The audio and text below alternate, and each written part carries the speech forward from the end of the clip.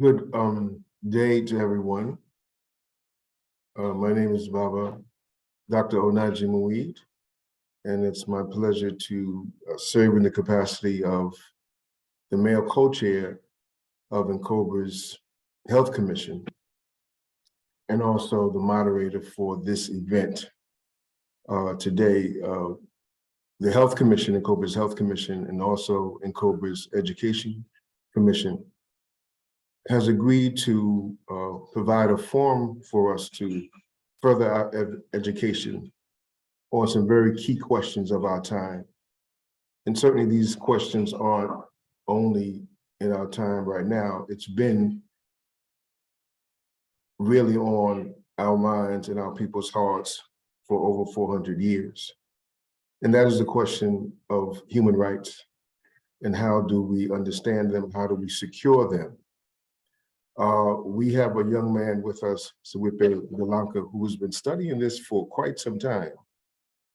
Under the tutelages of Dr. Imari Obadele, as well as Dr. Yusuf Klein. Some of you may have certainly heard of the name Dr. Imari Obadele, our ancestor, and I would undoubtedly think that most of you probably have not heard the name of Yusuf Klein. But he was, in fact, the co-chair. He was the chair of the Organization of African American Unity in Canada. Not only that, a PhD in the area of human rights with a specialty in terms of what is in international law called minority rights. So to have Sawipe with us today as the key presenter, we are bringing all of that history into this series. So this is just one of many series that we're going to conduct. I have also with me Maynard Henry, Esquire, who is, and if I have this right, the nephew of Dr. Imari Obadele, and of course his brother as well. And coming from a family, it is so good to have the continuation of that level of consciousness and involvement, because sometimes we skip generations, but we can say it's not a skipping of generations, but in fact, it's a continuation. So it's so good to have you here in and of your own right. Dr. Maynard Henry is a lawyer and an activist and serves in the capacity of chair of the committee. It's Plebiscite committee. Plebiscite committee. Thank you. Thank you so much. I was like, where's that word? I know the word is out there somewhere. Every now and then it just goes out and comes back in. So thank you for helping me get it back a little quicker. So those of you who might not have heard the word plebiscite before, it essentially is the exercise of a people's right to self-determination, and also to say what they want their relationship to be to any nation state.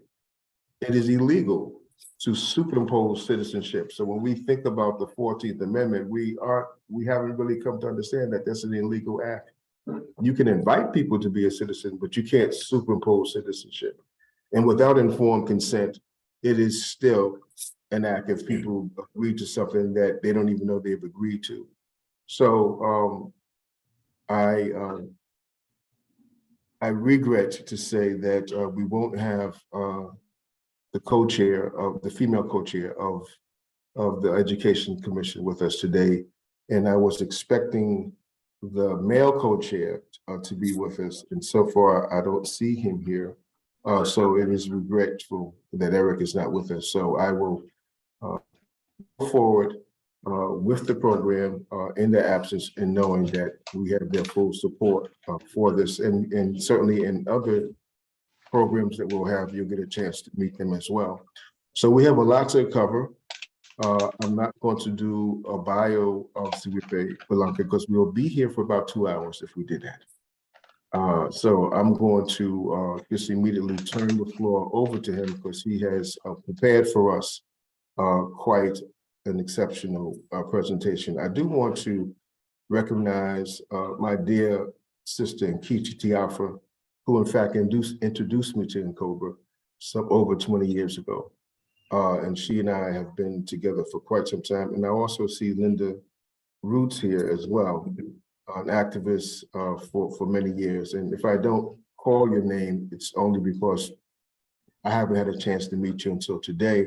But I want to recognize and thank all of you for showing up for this discussion. So without any further delay, I'd like to turn it over to Suwipe Bilinka, coming to us from the wonderful nation state of Guinea-Bissau, with my hero, of course, there as well. Yes, Abel Cabral, yes, indeed. Tell no lies, claim no easy victories. Well, thank you. I like to say General Onaje, because where he tells me to go and do some work, I follow. He invited me into the Health Commission. So first I want to just open by acknowledging the ancestors in my native Balanta tongue. Abene binhamne yo wule. Thank you, wise ancestors of the past, whose life force energy we carry within our bodies. We are just the vessel. We are just the link in a chain that connects the past, the present, and the future. Those ancestors that came before, those of us that are here now, and those that are yet to come. Abene binham neyo wule. Thank you, wise ancestors of the past. Before I begin, I'd like to just, many of you I know, and I'm so grateful and honored that you came. However, I would like to invite Maynard, if you want to say a few introductory remarks. We work together on within the NCOBRA International Affairs Commission and the Plebiscite Committee. But Maynard and I have been working on this strategy, this effort to get some fundamental questions answered at the International Court of Justice. So Maynard, if you want to say a few introductory remarks before I get into the presentation. Sure, thank you very much. Giving thanks to the ancestors as well, and giving thanks to our comrades that are still with us and have been with us in the struggle from the very beginning. Those that I want to acknowledge that are on this call at the present time, that I have worked with closely and have worked with closely with my uncle, Dr. Imari Obadele, giving first honor to General Rashid, who is with us. And as we always start out in the New African Independence Movement, New Africa, we start out by not only giving thanks to our ancestors, but also saying free the land. And historically, if you know anything about the name of free the land, that it has a historical content to not only physically freeing the land, but the struggle that goes with it. I also want to acknowledge Nkiche, who I work with very closely and has been a student of Dr. Obadele since the very beginning. And so we give acknowledgement to her as well. And this, again, as Dr. Onaj said, is not to slight those that are on the call as well, but these are two that I have worked with very closely and worked with as far as with Dr. Obadele. And so I thank them for not only their work that they have done in the past and continue to do, but their enlightenment, some that they pass along to me. We have a packed program today for you that Brother Sifaway is going to give you some education on. And I think it's important not only that we walk away with education and that we continue to educate, because it's about education to liberate. And that means as we leave these type of educational seminars, we actually have to put things into just mere rhetoric. And this is not a rhetoric or just an educational opportunity, but it is so that we can be armed with the necessary tools and weapons to go out there and actually put things into place. And with that, I will yield and turn it back over to Brother Sifoway. I would like to mention that we have been joined by. Oh, Najee, you need to unmute yourself, sorry. Thank you. Yes, we have been joined by the female co-chair of the Education Commission. I would like her to say a few introductory remarks. Hello, my name is Taiwo Kujichagulia Seitu. I'm the female co-chair of the Education Commission within COBRA. I started working within COBRA back in 1999 with Dr. Imari Obadele at Prairie View A&M University. So I'm the former female co-chair of the Prairie View campus, the Prairie View chapter within COBRA, and also the former female co-chair of the Economic Development Commission.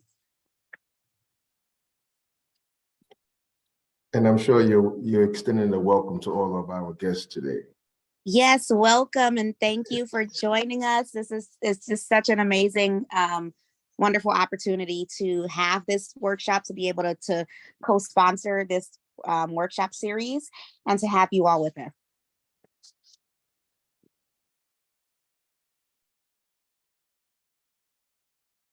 Oh, Najee, you're on mute.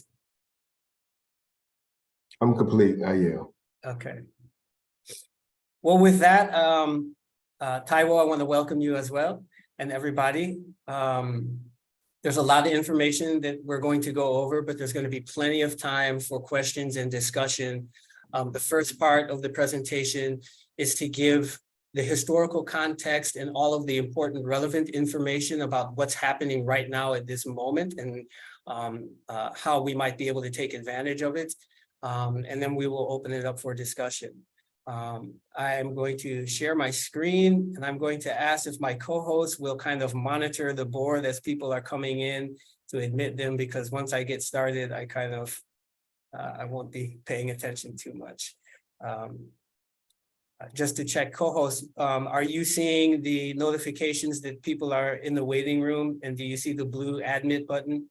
Yes. Okay, so you can go ahead and admit people while I start to go through this. Again, this is the new wave of strategic reparations education series.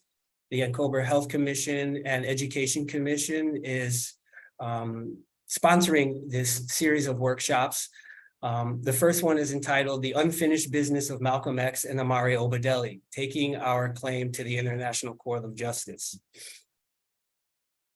All right, and making sure my controls work here. All right. The future workshop series, we intend to have one on ethnocide, genocide's twin sister, and making your ethnocide claim. Another workshop on transgenerational epigenetics and my case at the Inter-American Commission for Human Rights. And finally, one on understanding the history and requirements of a plebiscite. Now, we're going to begin this with Malcolm X, because this is what we're going to talk about. Taking our case to the International Court of Justice is not something that started recently. Okay, this goes back even before Malcolm, when in the 1950s, when William Patterson, Du Bois, and others charged the United States government with genocide. They didn't go to the International Court of Justice. They went to the United Nations Human Rights Commission, which is a different organ. But I want to start off with the fact that when Malcolm X went to Africa in 1964, and he went to the Organization of African Unity to speak to the 33 heads of state of the African governments. At that time, he informed those heads of state and the public that he wanted to bring the cause of the United States Negroes before the United Nations.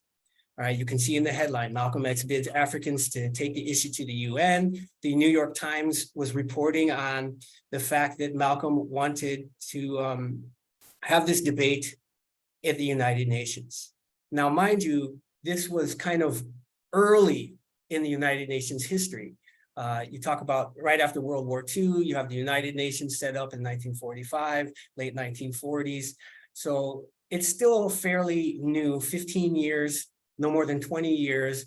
And surprisingly, we had a few people who were experts in the United Nations mechanisms that we don't usually hear from, people like Rayford Logan.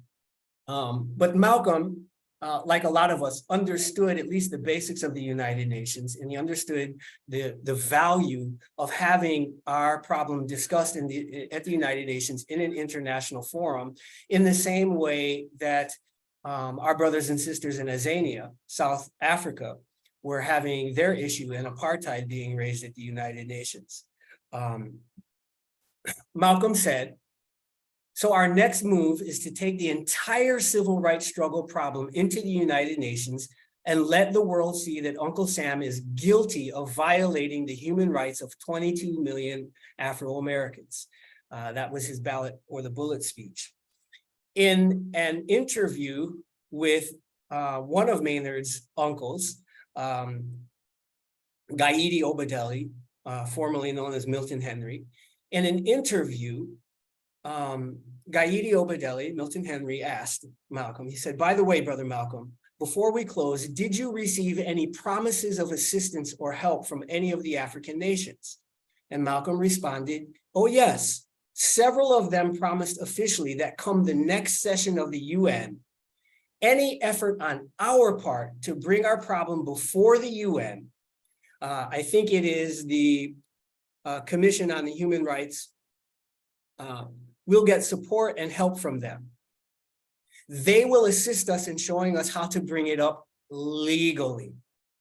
And I emphasize this because there's a difference between providing information to the United Nations and various organs and raising the issue legally.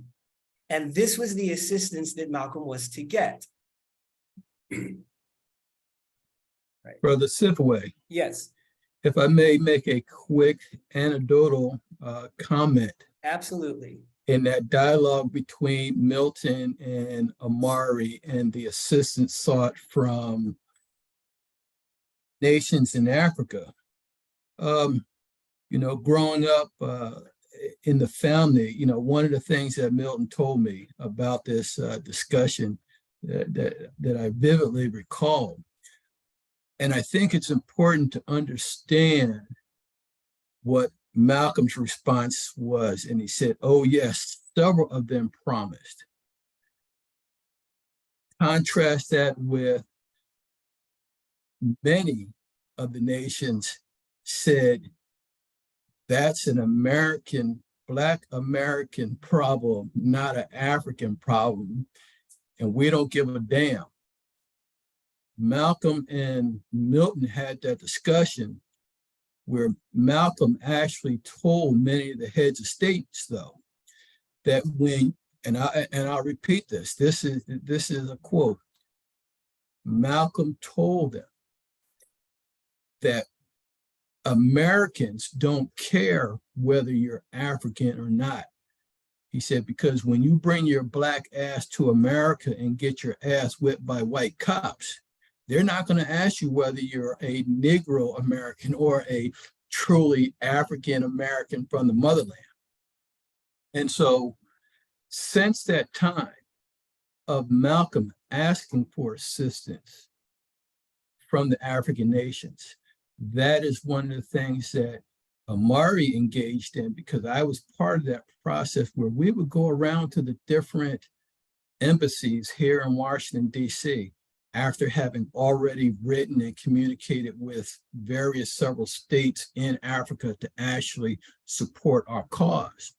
And so a lot of what we see sometimes in the public domain as far as writings and things of that sort, we don't sometimes fully capture and appreciate the backdoor efforts and the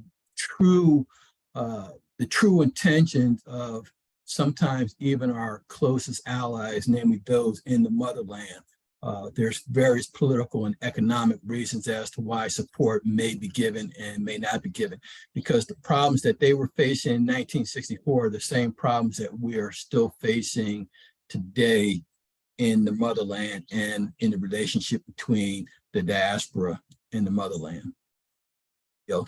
Thank you, Brother Maynard. And some of those details about which particular nations in support are going to come up a little bit later in this presentation. And then when we have the discussion, if people want to know some of those details, we can certainly go into that.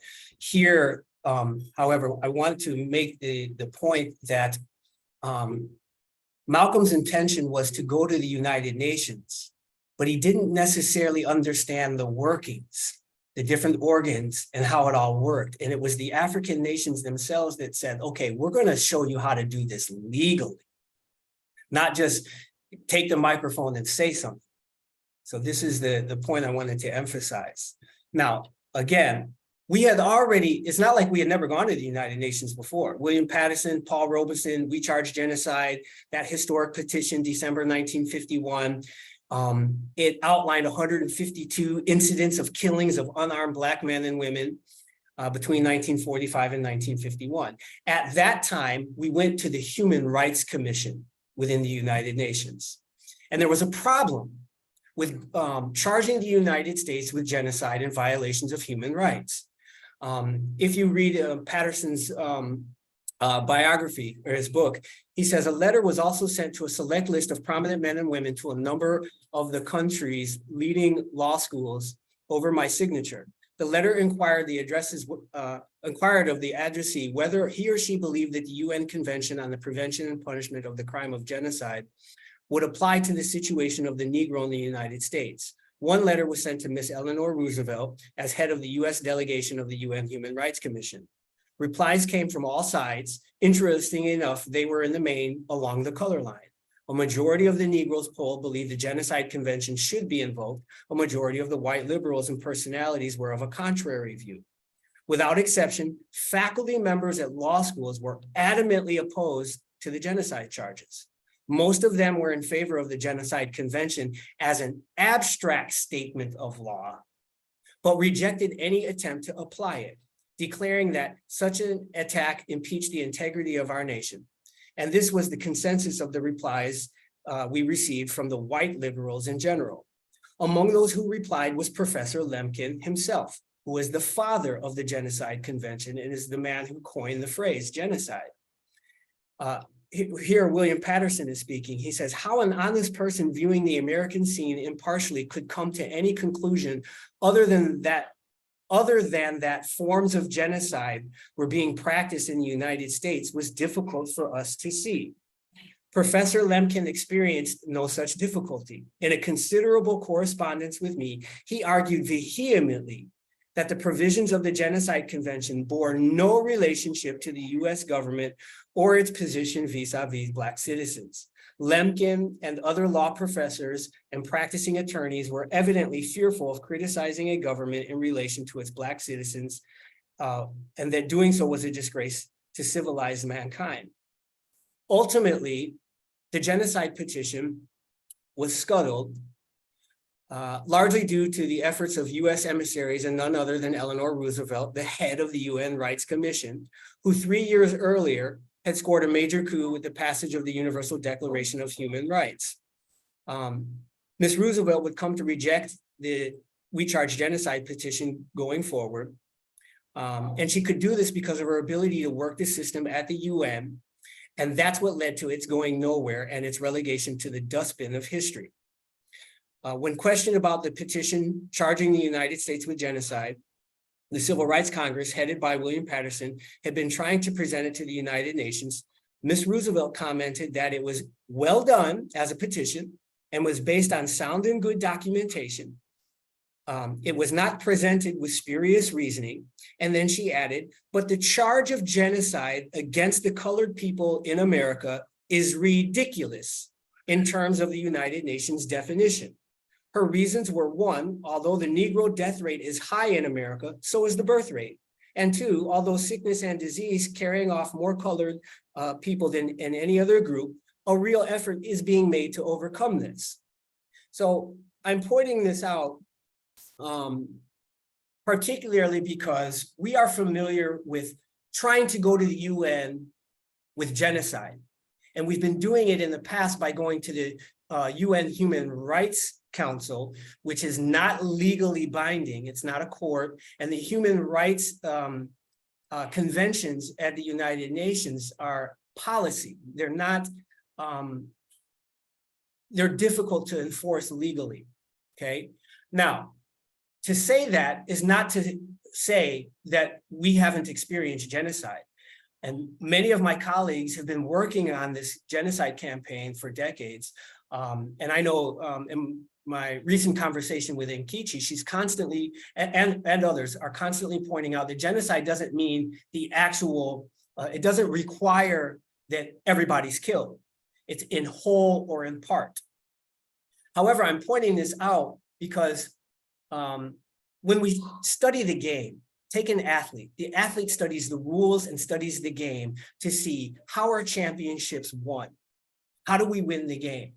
And we've been taking the genocide to the UN under the Human Rights Commission for decades, and we haven't been winning there. So this understanding kind of prompted me to look at, well, what other strategies could we use to win the game? One of them, right, is understanding that genocide has a twin sister, ethnocide. They're the same. They're basically the same. Genocide is the actual, there's a definition of it. It's basically the killing of people or the attempt to destroy in whole or in part.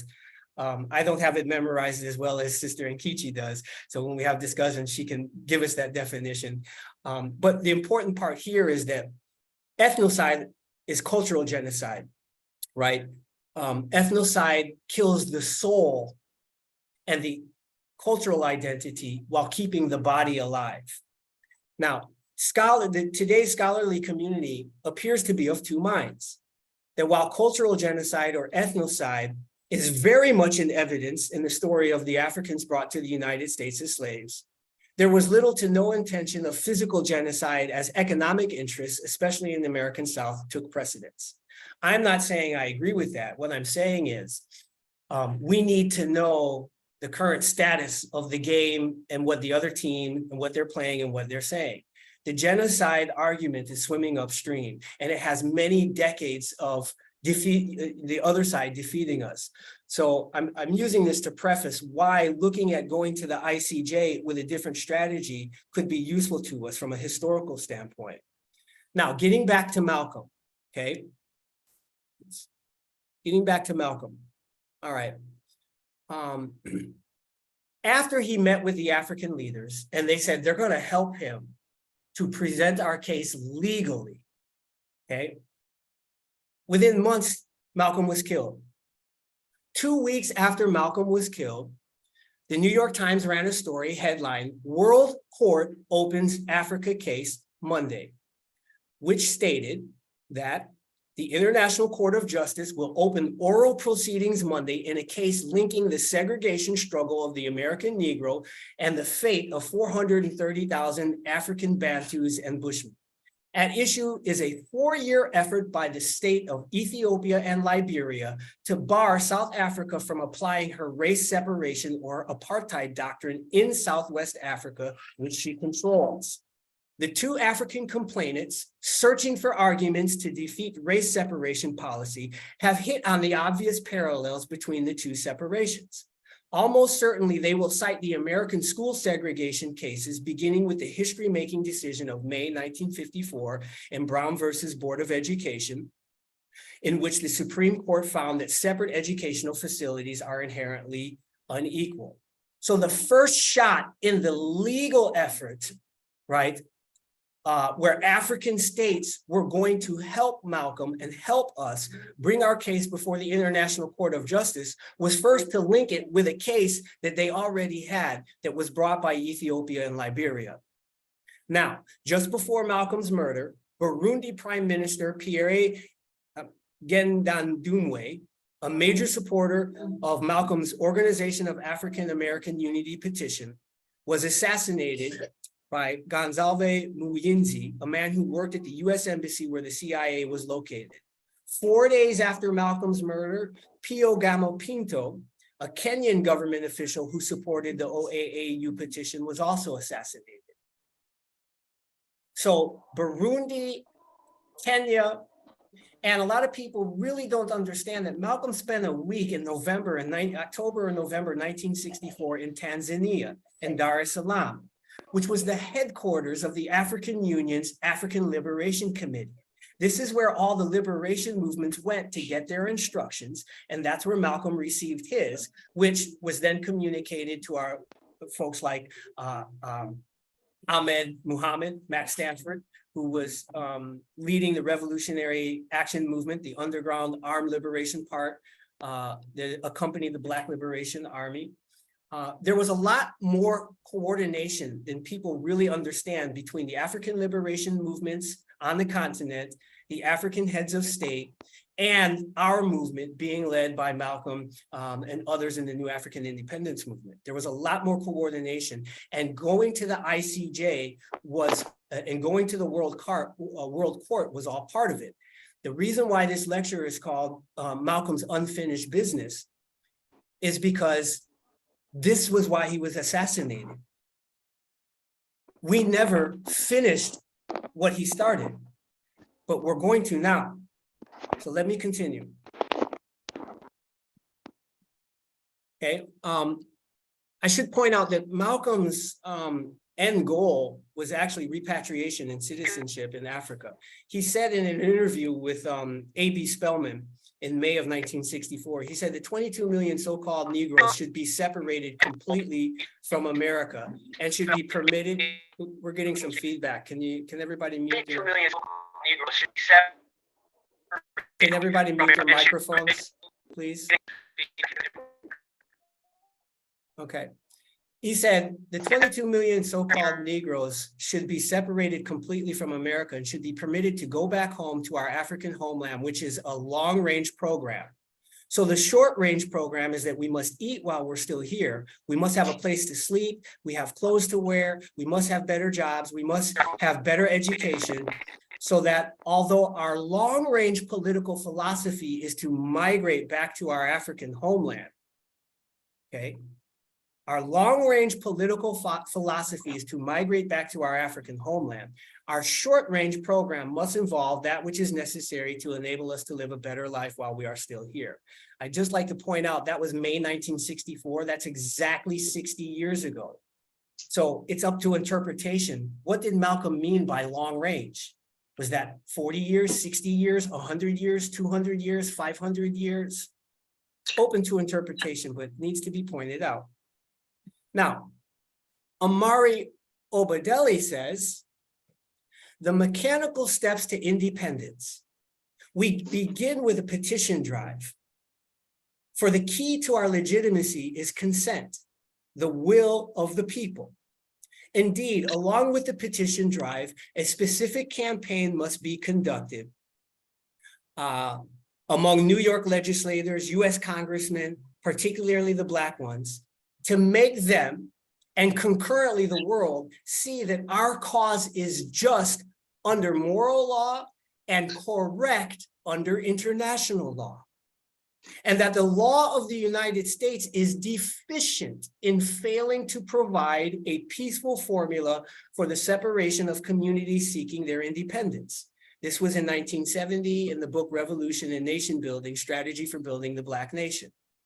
Then 2 years later, Imari Obadele said, the essential strategy of our struggle for land is to array enough power, as in jiu-jitsu with a concentration of karate strength at key moments, to force the greatest power, the United States, to abide by international law, to recognize and accept our claims to independence and land. So both Malcolm, who was in frequent contact with Gaidi and Imari Obadele, right, Maynard's family, they all came to this understanding that in going to the United Nations, ultimately, specifically what we needed to do was to go there, not with our moral case, not with our historical case, which we have done quite brilliantly, I would add, but with the legal case. And that, I'm arguing, we haven't successfully done. There have been attempts, but I would, maybe when we get into discussion, maybe there are things that I don't know about this, but I don't know of any international court of justice accepting and giving any kind of opinion or ruling on any of our claims, which the whole world knows about. But the question remains, why, when the whole world knows that slavery is a crime against humanity and should have always been so, why has nobody been punished? Why have we not had our day in court? So I'm distinguishing again the difference between raising our case at the United Nations in forums that have no legal binding, and raising our case in somewhere where it does have legal binding, such as the International Court of Justice, and saying that this was Malcolm and Imari Obadele's vision and their plan. This is their unfinished work. Now, very interestingly enough, right, in 1973, the Republic of New Africa President Imari Obadele and attorney Gaidi Obadele laid out the case for a plebiscite for African Americans in this what is known as the Article 3 briefs, establishing the legal case for the existence of the Black nation. Okay, it's a document, I believe it's 72 pages. I've read it numerous times. I've tried to internalize everything that my heroes, Malcolm and Imari, have written and laid out for us so that I wouldn't have to start from scratch. I would be able to just pick up where they left off. In the government's response to the Article 3 briefs, the brief in support of motion to quash the indictment for lack of jurisdiction under Article 3 U.S. Constitution brought by the defendants, it states, every element of the limits of Section B2 clearly exists with the exception of Obadele showing that he is a person of foreign nationality. That question, however, is a matter of law and requires a decision upon the issue of whether Black folks now within the United States have ever been converted in accordance with settled principles of universally established law into United States citizens and divested altogether of their original foreign African nationality. Right here, the United States government is admitting that that's an open-ended question. Have we ever been converted into citizens under, and this is the key part, under or in accordance with settled principles of universally established law? Meaning the question has to be decided not by specific US domestic law, because US law is not universal. The United States cannot decide this question. Even the United States admits that this has to be decided in an international court. Have we been fully divested of our original foreign African nationality? So for me, in my case, after taking a DNA test, African ancestry DNA test, I discovered that my paternal ancestors are the Balanta from Guinea-Bissau. If I have never been fully divested, right, of that nationality, right, then one, I have a birthright to citizenship in my ancestral homeland, and two, as we're going to see here in a moment, under the international law, under the Geneva Convention, the signatories to the Geneva Convention have a responsibility of providing all of the reparations needed in repatriation or my release into society wherever I may reside in the Americas. So we're going to get into that a little bit. Okay, again, the matter of our conversion is the substantive issue to be taken up at the International Court of Justice. A valid and legitimate question is, what is our status under international law? And the immediate follow-up question is, how was or is this status determined?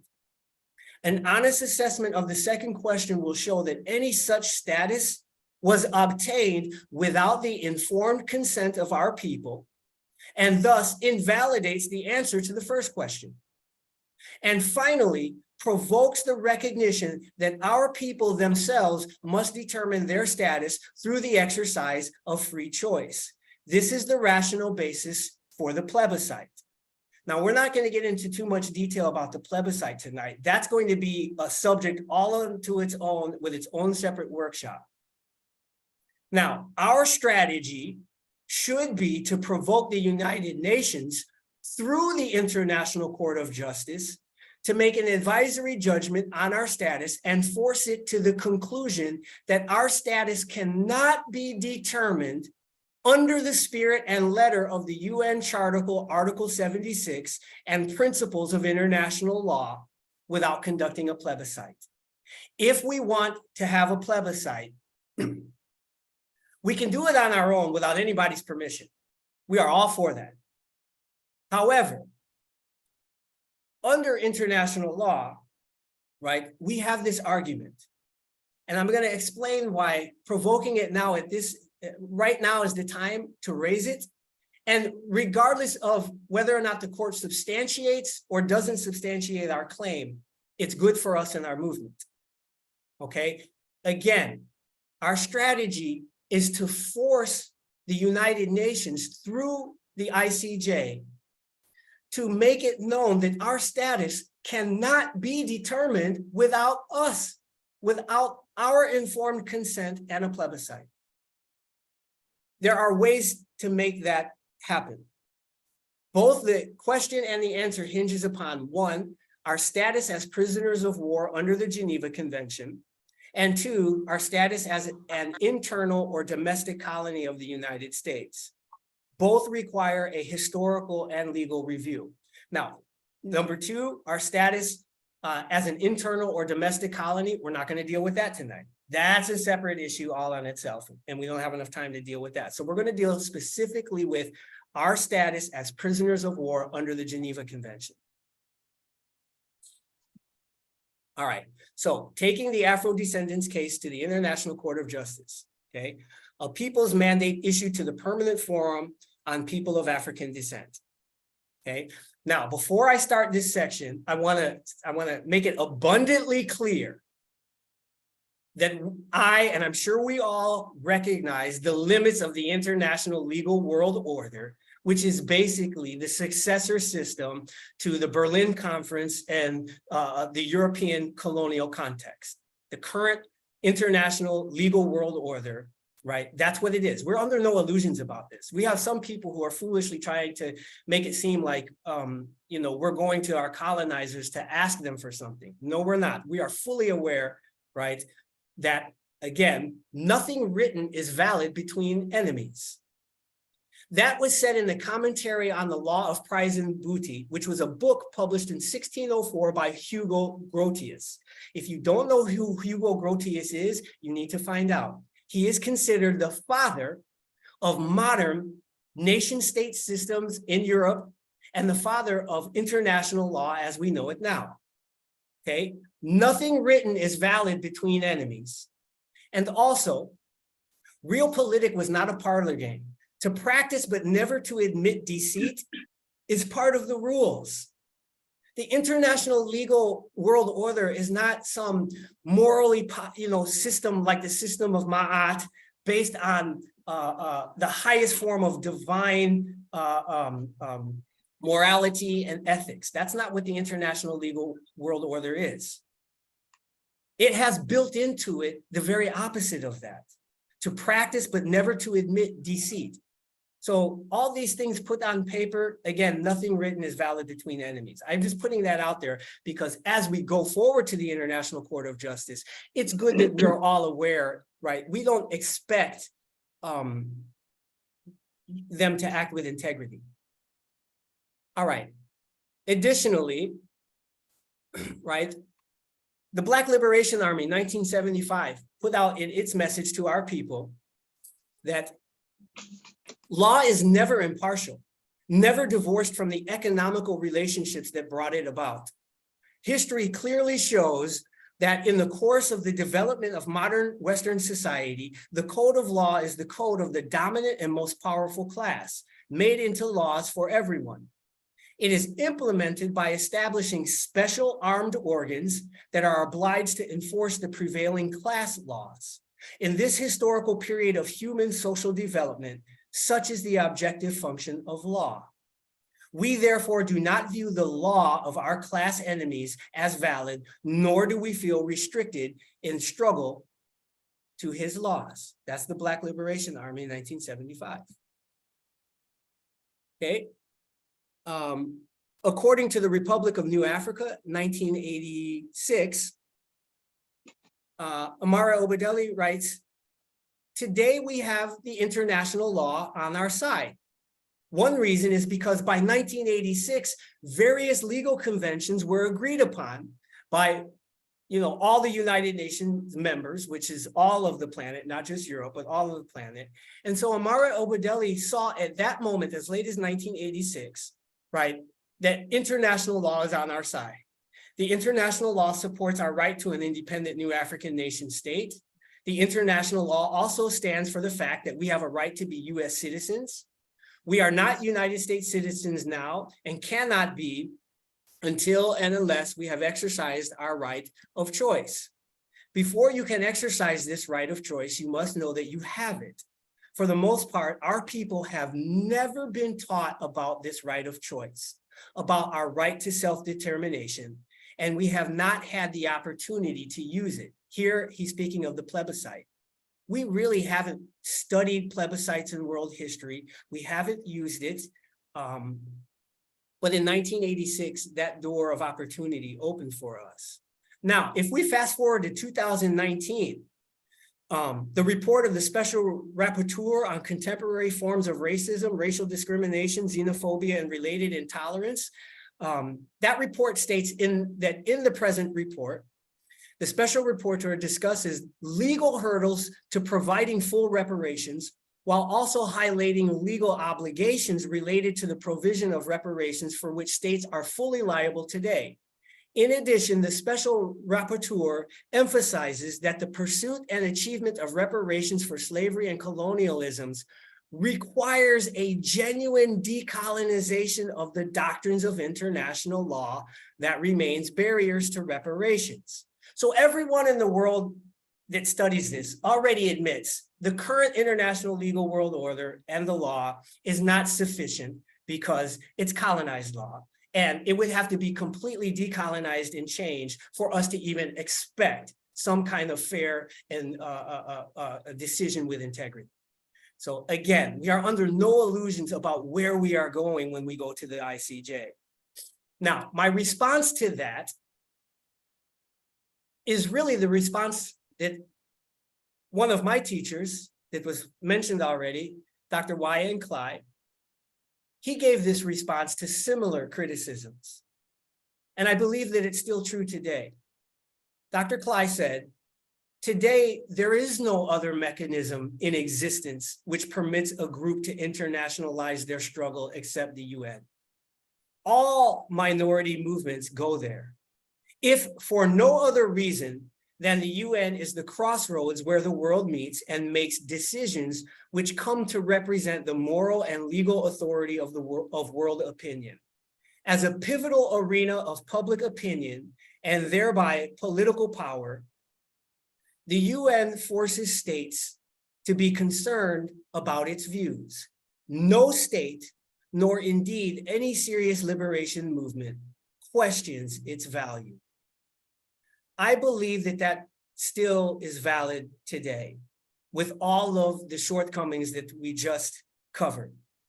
And I'd like to give a quick anecdote here.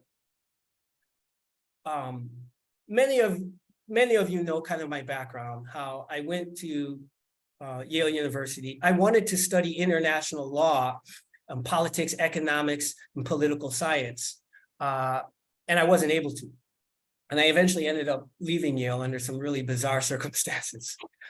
When I left Yale University, I wanted to serve my people in the revolution. And I went everywhere looking for the organization where I could say, here I am, right? I have an education. What do you need me to do? It was very similar to when I was 10 years old. And my father took me to see my uncle who won a gold medal in the 1964 Tokyo Olympics in the 110 meter high hurdles. When my father took me to go see my uncle, right, they pulled out this box, they put the gold medal in my hand. My hand actually dropped because it's a real gold medal. I wasn't expecting it that much. And he said to me, if you want one of these, you've got to make a commitment. Most Olympic swimmers are 21, 22, 23 years old. You're 10, 11 years old now. You're talking about a 12-year commitment, right? At that time, I was playing all sports. I loved football, but I was a small kid. I knew I wasn't going to be very big. Right now, I'm 5'8" and 145 pounds. Okay, could never make it to the NFL. But I was already a state champion swimmer. And so I decided that I would choose swimming to the exclusion of all other sports. And both of them told me, they said, whatever you set your mind to, you could do. If you want to be an Olympic champion, you can do it if you're willing to put in the work. And those of you that know me know that I got this close to making it to the Olympics twice. Why am I telling you this story? Because it was Dr. Y.N. Clyde played that same role in my life. I could have done anything. And I went to him and he said, if you want to be of credit and service to your people, study the UN 1503 procedure. And I want you to write a petition on behalf of Afro-American people to go to the UN. This was in the late 1990s. This was the first assignment that I got when it came to our people and international law. This is what inspired me. And I truly believe that if I and we set our minds to it, we would have our day in court and we would win. I'm telling this story so that people can understand a little bit of my motivation and how Dr. Y.N. Clyde, being a great student, direct student of Malcolm X, and when Malcolm was assassinated, it was Dr. Clyde carried on a specific part of Malcolm's unfinished business. As already been mentioned in the introduction, he became the chairman or the president of Malcolm's OAAU, Organization of Afro-American Unity chapter in Canada, to continue on. And this is why he became what I consider to be the foremost expert in international law as it applies to us as New Africans. He gave me that assignment in the 1990s, and I'm still working on it to this day. This workshop is really a legacy, a tribute to Malcolm, Imari, and Dr. Clyde. So I just wanted to share that story. Right now, there is no other greater forum, legal forum on planet Earth other than the International Court of Justice. There's no interplanetary court, intergalaxy court. So the only high court that we can bring our claims to is the International Court of Justice. And this is what they set out to do. Now, UN Charter Article 96 states, the General Assembly or the Security Council may request the International Court of Justice to give an advisory opinion on any legal question. Section 2 says, other organs of the United Nations and specialized agencies, which may at any time be so authorized by the General Assembly, may also request advisory opinions of the court on legal questions arising within the scope of their activities.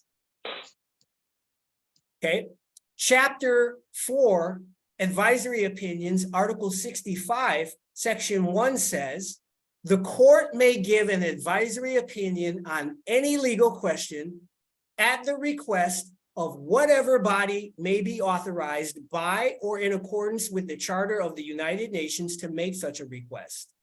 And Section 2 says, questions upon which the advisory opinion of the court is asked shall be laid before the court by means of a written request containing an exact statement of the question upon which an opinion is required or requested.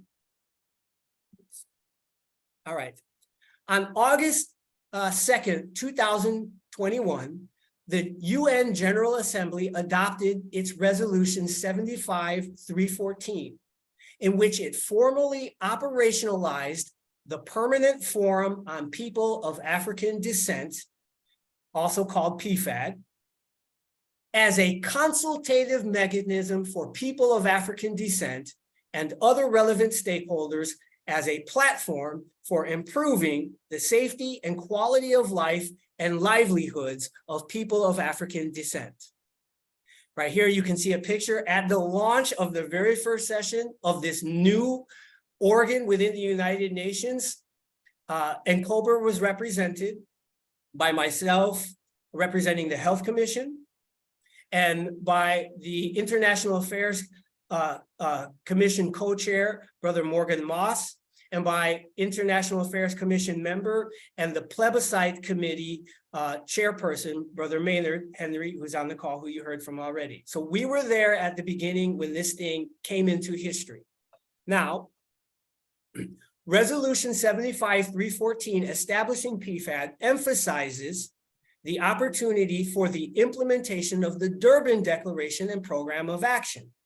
And within the DDPA at section 104, it says that we also strongly reaffirm as a pressing requirement of justice that victims of human rights violations, especially those related to racism, xenophobia, all of those things, should be assured of having access to justice, including legal assistance where appropriate, and effective appropriate protections and remedies, including the right to seek just and adequate reparation or satisfaction for any damage suffered as a result of such discrimination. So the UN set up PFPAD. PFPAD says we have as part of our mandate, right, fulfilling the Durban Declaration, and the Durban Declaration says we need legal assistance to get remedies and reparations for all that we've suffered. Meanwhile, Resolution 75-314 further emphasizes that the Permanent Forum can, quote, request the preparation and dissemination of information by the United Nations system on issues relating to people of African descent. Meaning, this entity, PFPAD, has as its special sphere of influence any issue related to people of African descent, and has a specific mandate that they can request of any United Nations organ, including the International Court of Justice, for what? Preparation and dissemination of information. In this case, an advisory opinion. The legal grounds have now been formally laid without question that at this moment, since December of 2022, for the first time, we do not need the help of a nation state like Malcolm and Imari and Obadele had. They needed a nation state, another state, to raise our issue at the International Court of Justice. The reason why we're doing this now is because this is the first time in history we don't need that requirement. The Permanent Forum is specifically mandated to do that for us. Now, the International Court of Justice states on its website, since states alone are entitled to appear before the court, public governmental international organizations cannot be parties to a case before it. However, a special procedure, the advisory procedure, is available to such organizations and to them alone. This procedure is available to 5 United Nations organs, 15 specialized agencies, and 1 related organization, including now the Permanent Forum of People of African Descent. Advisory proceedings begin with the filing of a written request for an advisory opinion addressed to the registrar of the United States, of the International Court, to the registrar of the International Court of Justice, either by the United Nations Secretary General or by the Secretary General or of the entity requesting the opinion. Meaning, to get this process started, all that is needed is for the Secretary General or President of PFPAD to send a letter, right? A written request to the registrar of the ICJ, stating what the questions are that need to be answered.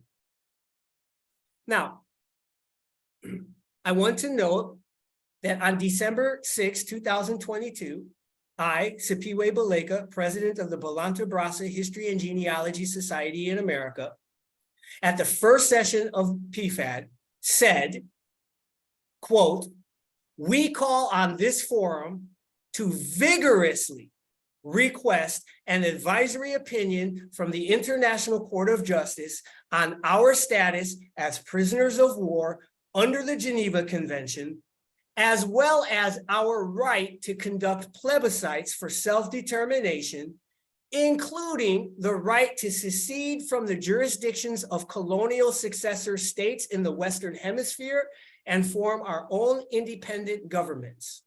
At that moment, on behalf of people of African descent, I invoked the mandate of the Permanent Forum of People of African Descent to request the preparation and dissemination of information by the United Nations system on issues related to people of African descent. That was the moment we invoked it. Okay, if you want to see the full statement that I made, it's little over 2 minutes. There's a link. You can go watch the video. It's on the United Nations website, and it's also on my own website. I'm not going to play it now. But I want to also recall that in his closing remarks to the first session entitled Reparatory Justice and Sustainable Development, A Way Forward, PFPAD member Michael McEachran stated, "We, the members of the forum, propose that the legal and institutional grounds for pursuing reparatory justice at the UN be examined to both clarify the possibilities of pursuing reparatory justice at the UN and the International Court of Justice." So PFPAD is already saying they kind of already know and understand that they need to get clarity, right, on the possibilities of pursuing reparatory justice. Pursuing reparatory justice would mean bringing an actual case, right? So an advisory opinion is not an actual case. An advisory opinion just what Michael McEachran just said. It lets us know what is the possibility of getting reparatory justice at the International Court. Meaning, if they answer the questions in the way we know that they should be answered, substantiated our claim, now the possibility is opened up greatly, okay? If they don't substantiate it, then we understand our possibilities are limited. This is how you get an answer to the way Michael McEachran phrased it. Now, after the permanent forum on April 5th, right, after obtaining 248 signatures from individuals and organizations from more than 20 countries, we sent a letter to the permanent forum formally instructing them to use their mandate to request the advisory opinion. We got an email acknowledging receipt of our letter and that it was being passed to all the forum members. And then on May 9th, we sent, because we hadn't heard from them, we sent a follow-up letter, which we also got an acknowledgement of receipt saying that it would be passed to all the forum members. And then most recently on May 19th, Malcolm X's birthday, mind you, Justin Hainsford, who is one of the members of the permanent forum, he's put there by the United States. Justin Hainsford sent me the email saying, "Mr. Baleka, I read your correspondence this morning, the letters that we sent. And I might add that Her Excellency Ambassador Erikana Chihombo-Rikwal, the former African Union ambassador to the United States, also sent a letter that accompanied my letter to the permanent forum." Justin Hainsford said, "I read your correspondence this morning. To my understanding, it calls, our mandate calls for an advisory opinion from the ICJ regarding issues relevant to reparations and violations of the Geneva Convention in relation to Afro-descendant people. Although I cannot speak on behalf of the permanent forum as a whole, since the issue has not been discussed formally, I can tell you that on my own behalf, I wholeheartedly support the concept. If indeed this is an action that the permanent forum has the standing to take, we should do so, and you can mark me down as a supporter." Now, we've just already clarified beyond a doubt the legal grounds that the permanent forum absolutely has a mandate to request this opinion, okay? Now, why after a month and a half, they haven't formally discussed it, I would be interested to know, and those of you who will be in New York at the permanent forum may get an answer to that. but apparently we have an ally, okay? And this informs our strategy of what's going to happen in 3 days from now. We're going to talk about that at the end of this presentation. But that has been the response informally from one of the PFPAD members. Now, in April, I found it interesting that the UN General Assembly, I know you can't see this well, but I've sent out a link to this. You can get this on the internet. But in the month of April, the UN General Assembly requested an advisory opinion on the Palestinian question. An advisory opinion from the International Court of Justice, basically asking the questions, right? What effect do Israeli policies have on Palestinian people? And what are the obligations that member states have? They asked the question real succinctly in 2 parts. And then within a month, the court sent a letter to the African Union inviting them to be a part of the advisory proceedings. All of this is a template for what we're doing. I'm watching what they're doing. I'm looking at the forms, the language, how they put all together, and using it as a template. If the International Court of Justice can accept a case asking the question, what is the effect of Israeli policy on the Palestinian people, and what obligations, therefore, do the rest of the UN members have? Then they can take the request on our questions too, which now we can get into, okay? The ICJ statute, Article 66 says, questions upon which the advisory opinion of the court is asked shall be laid before the court by means of a written request containing an exact statement of the questions upon which an opinion is required. Question A, is the Dum Diversis Apostolic Decree issued by Pope Nicholas V on June 18, 1452, a declaration of total war, which is warfare that includes any and all civilian associated resources and infrastructure as legitimate military targets, and mobilizes all the resources of society to fight the war, and gives priority to warfare over non-combatant needs, or in other words, the needs of civilians, right? Is the Dum Diversis declaration of total war, is it a declaration of total war, and therefore a war crime and a crime against humanity? Is there a statute of limitations regarding reparations for this war crime and crime against humanity? It's the first part of our question. Here's the answer. On June 18, 1452, Pope Nicholas V issued the Dum Diversis declaring total war against the people in the land of Guinea. The land of Guinea referred to at that time all the land of Africa, okay? The Dum Diversis document stated, and I quote, "We grant to you full and free power through the apostolic authority by this edict." Apostolic authority means they're saying that because they are the representative of Jesus Christ on earth, that they have the authority to make this declaration, that Jesus Christ gave it to them, right? Through the apostolic authority of this edict, we grant you full and free power to invade, conquer, fight, subjugate the Saracens and pagans and other infidels and other enemies of Christ. And wherever they're established, their kingdoms, duchies, royal palaces, principalities, and other dominions, lands, places, estates, camps, and any other possessions, mobile and immobile, their goods found in all these places and held in whatever name, and held and possessed by the same Saracens, pagans, infidels, those are just names and words they used at that time to refer to people outside the European Christian world. Right? We give to you the authority. Also, the realms, duchies, royal palaces, principalities, and other dominions, lands, places, estates, camps, possessions of the king or prince, or the kings or princes of these, and to lead their persons in perpetual servitude, and to apply and appropriate their realms, duchies, royal palaces, principalities, and other dominions, possessions, and goods of this kind to you and your use and your successors, the kings of Portugal. If that isn't a declaration of total war, where all the resources of one state are used against everything in some other place, without distinguishing between combatants and civilians, that is literally the definition of total war. So the first question is to get the International Court of Justice to say whether or not they agree.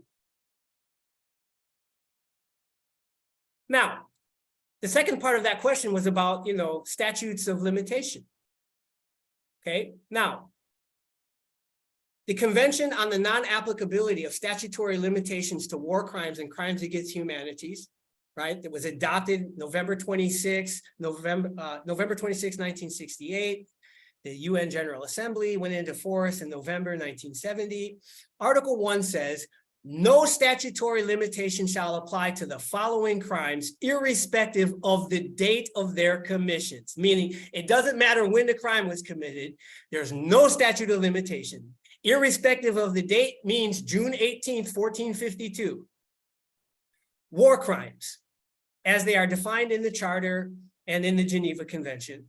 And B, crimes against humanity, whether committed in time of war or in times of peace, right? Which includes, right, eviction by armed attack or occupation. That's exactly what happened to all of our ancestors living in their homeland on the African continent, right? They were invaded and they were evicted or trafficked from their homelands by armed attacks, okay?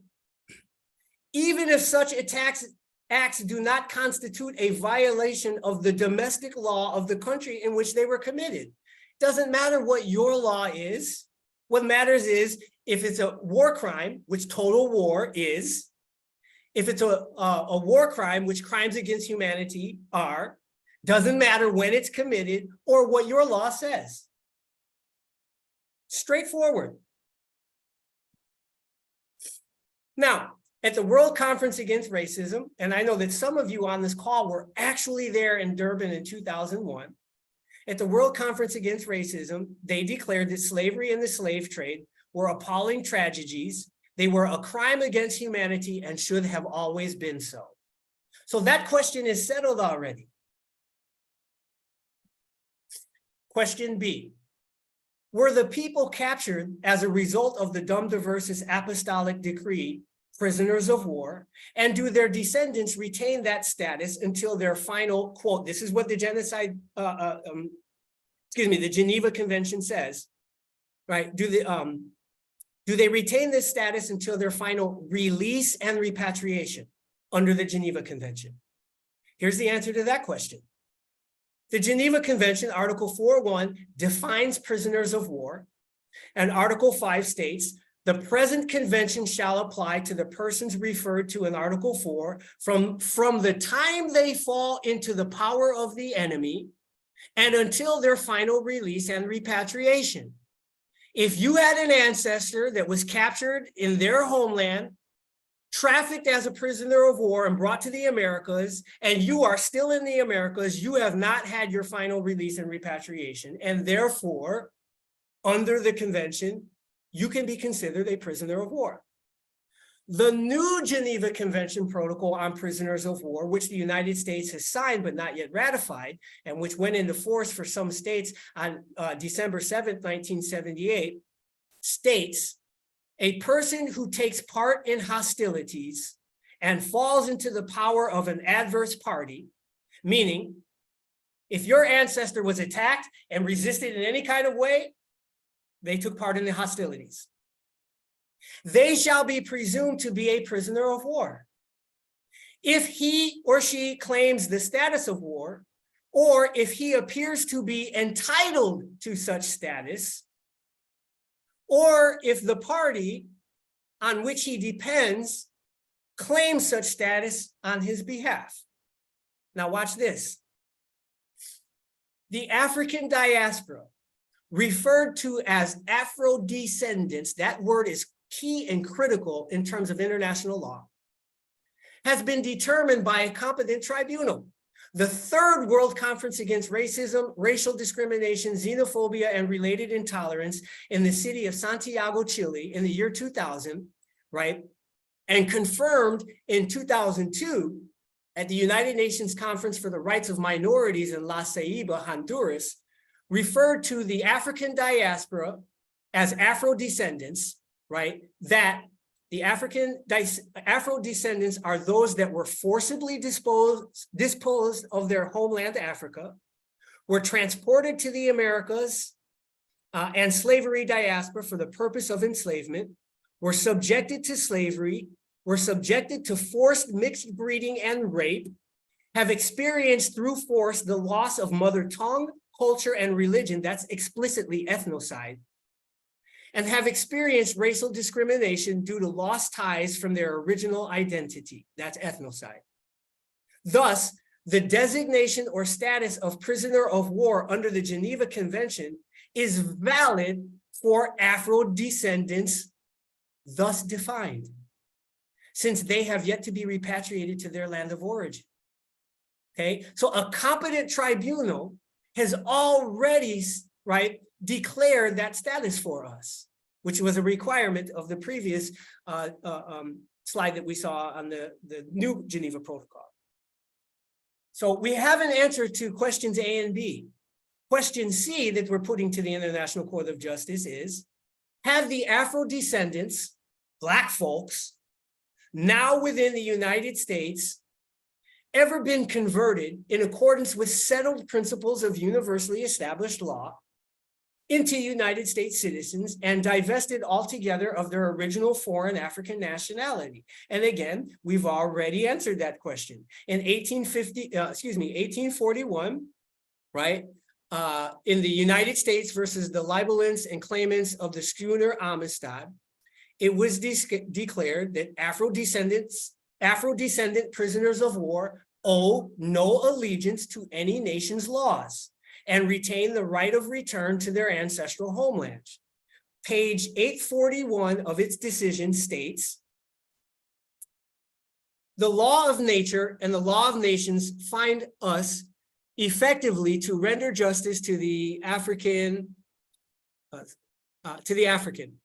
And in a case like this, where it is admitted that the African owe no allegiance to any nation's laws, their rights are to be determined by the law which is of universal obligation, the law of nature.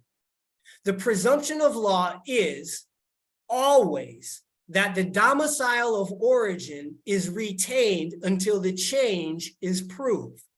The burden of proving the change is cast on him who alleges it. In our case, that would be the United States government. The domicile of origin prevails until the party has not only acquired another, but has manifested and carried into execution an intention of abandoning his former domicile and acquiring another as his sole domicile. As it is the will or intention of the party which alone determines what is the real place of domicile which he has chosen, it follows that a former domicile is not abandoned by residence in another if that residence be not voluntarily chosen. Those who are in exile or in prison, as they are never presumed to have abandoned all hope of return, retain their former domicile.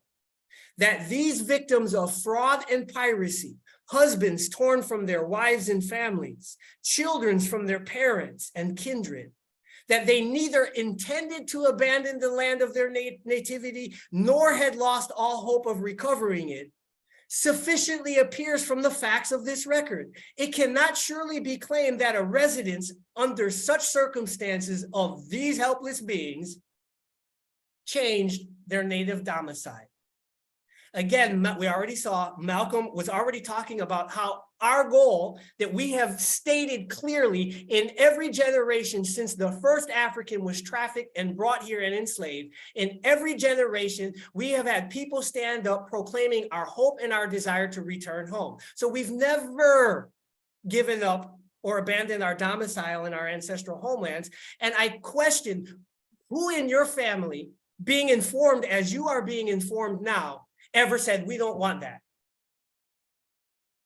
We've never abandoned that. So therefore, by United States law, okay, we have a birthright in Africa, and since we are prisoners of war under the Geneva Convention, now we have an argument, and they have a legal responsibility for what? Giving us the resources for those who want to return. And when I say resources, it's not just a plane ticket. It's the reparations that we need to reintegrate for the next 25, 50, 100 years. And that's just the repatriation part. The release part is, okay, you're no longer chattel slave. Now what's your status? And under this, we need resources. If you decide not to go back to your ancestral homeland, you still need resources. This is the key for nation states to make the reparations claim legally. This is what the African states were trying to help Malcolm understand. This is exactly what Imari and Obadele intended. Going to the UN, the International Court of Justice, and forcing the United States to abide by international law, not domestic law. Okay, again, bringing up, I got ahead of myself. Again, Imari and Obadele, right? They already brought it to the domestic court. The domestic United States already said, this is a matter outside of our jurisdiction. It has to, this is a matter of law, requires a decision upon the issue of whether Black folks now within the United States have ever been converted in accordance with settled principles of universally established law into United States citizens and divested altogether of their original foreign African nationality. The United States is requesting that the ICJ in some shape, form, or fashion answer this question. Okay, question D. What rights do the Afro-descendants throughout the Americas and Caribbean have to exercise self-determination and conduct plebiscites to discern who wants to repatriate to their ancestral homeland, who wants to establish the independent nation states of their own, and who wants to integrate into the states they currently reside? And the final question we're putting to the ICJ, question E, what are the legal consequences that arise for all states and the United Nations from the above? Now, I'm not going to get into D and E too much in this presentation right now, but I do want to state that a few days ago, Illinois became the first state in the United States, right, to argue this point and pass a resolution saying that they're making it their most immediate priority to DNA test everybody who wants it, find out where their ancestral homeland is, right, and provide the resources for their voluntary repatriation. The state of Illinois just passed a resolution, right? That's part of what a plebiscite intends to do. And that's the kind of action we want to see after a plebiscite. However, we're going to discuss that in a separate workshop. I want to conclude this presentation, and then we'll open it up for discussion and questions. I want to conclude this by, why is this so important? According to the Rome Statute, right, it is the duty of every state to exercise its criminal jurisdiction over those responsible for international crimes. For those of you that don't know, the Rome Statute is what governs the International Criminal Court. That's a different court than the International Court of Justice, two separate courts. On April 11, 2023, so just the other day, during the resumed session of the 6th Committee of the United Nations General Assembly, Sierra Leone announced that it is, quote, in the process of submitting proposals to amend the Rome Statute to enumerate the slave trade in the Rome Statute. Specifically, Sierra Leone outlined that the Rome Statute contains significant legal gaps that result in manifest impunity for slavery and the slave trade crimes under the Rome Statute. Regrettably and critically, the Rome Statute does not contain provisions for the slave trade, which governs the intent to bring a person into or maintain them in a situation of slavery. Okay?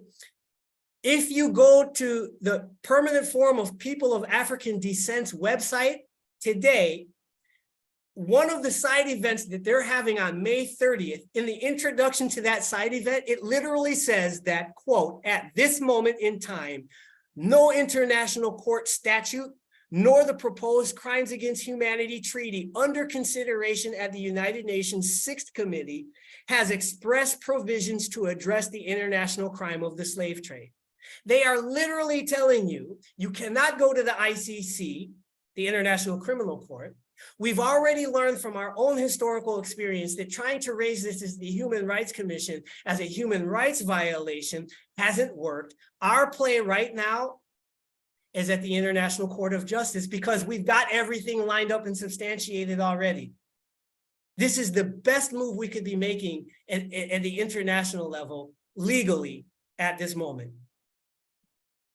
Now, why is this important? Again, if substantiated by the ICJ, our claims, right? If substantiated by the ICJ, the legal foundation for states, particularly African states, to initiate reparations claims under law with binding force is made. Can't do it at the ICC because of the gaps, and other organs within the United Nations systems, they're not legally binding.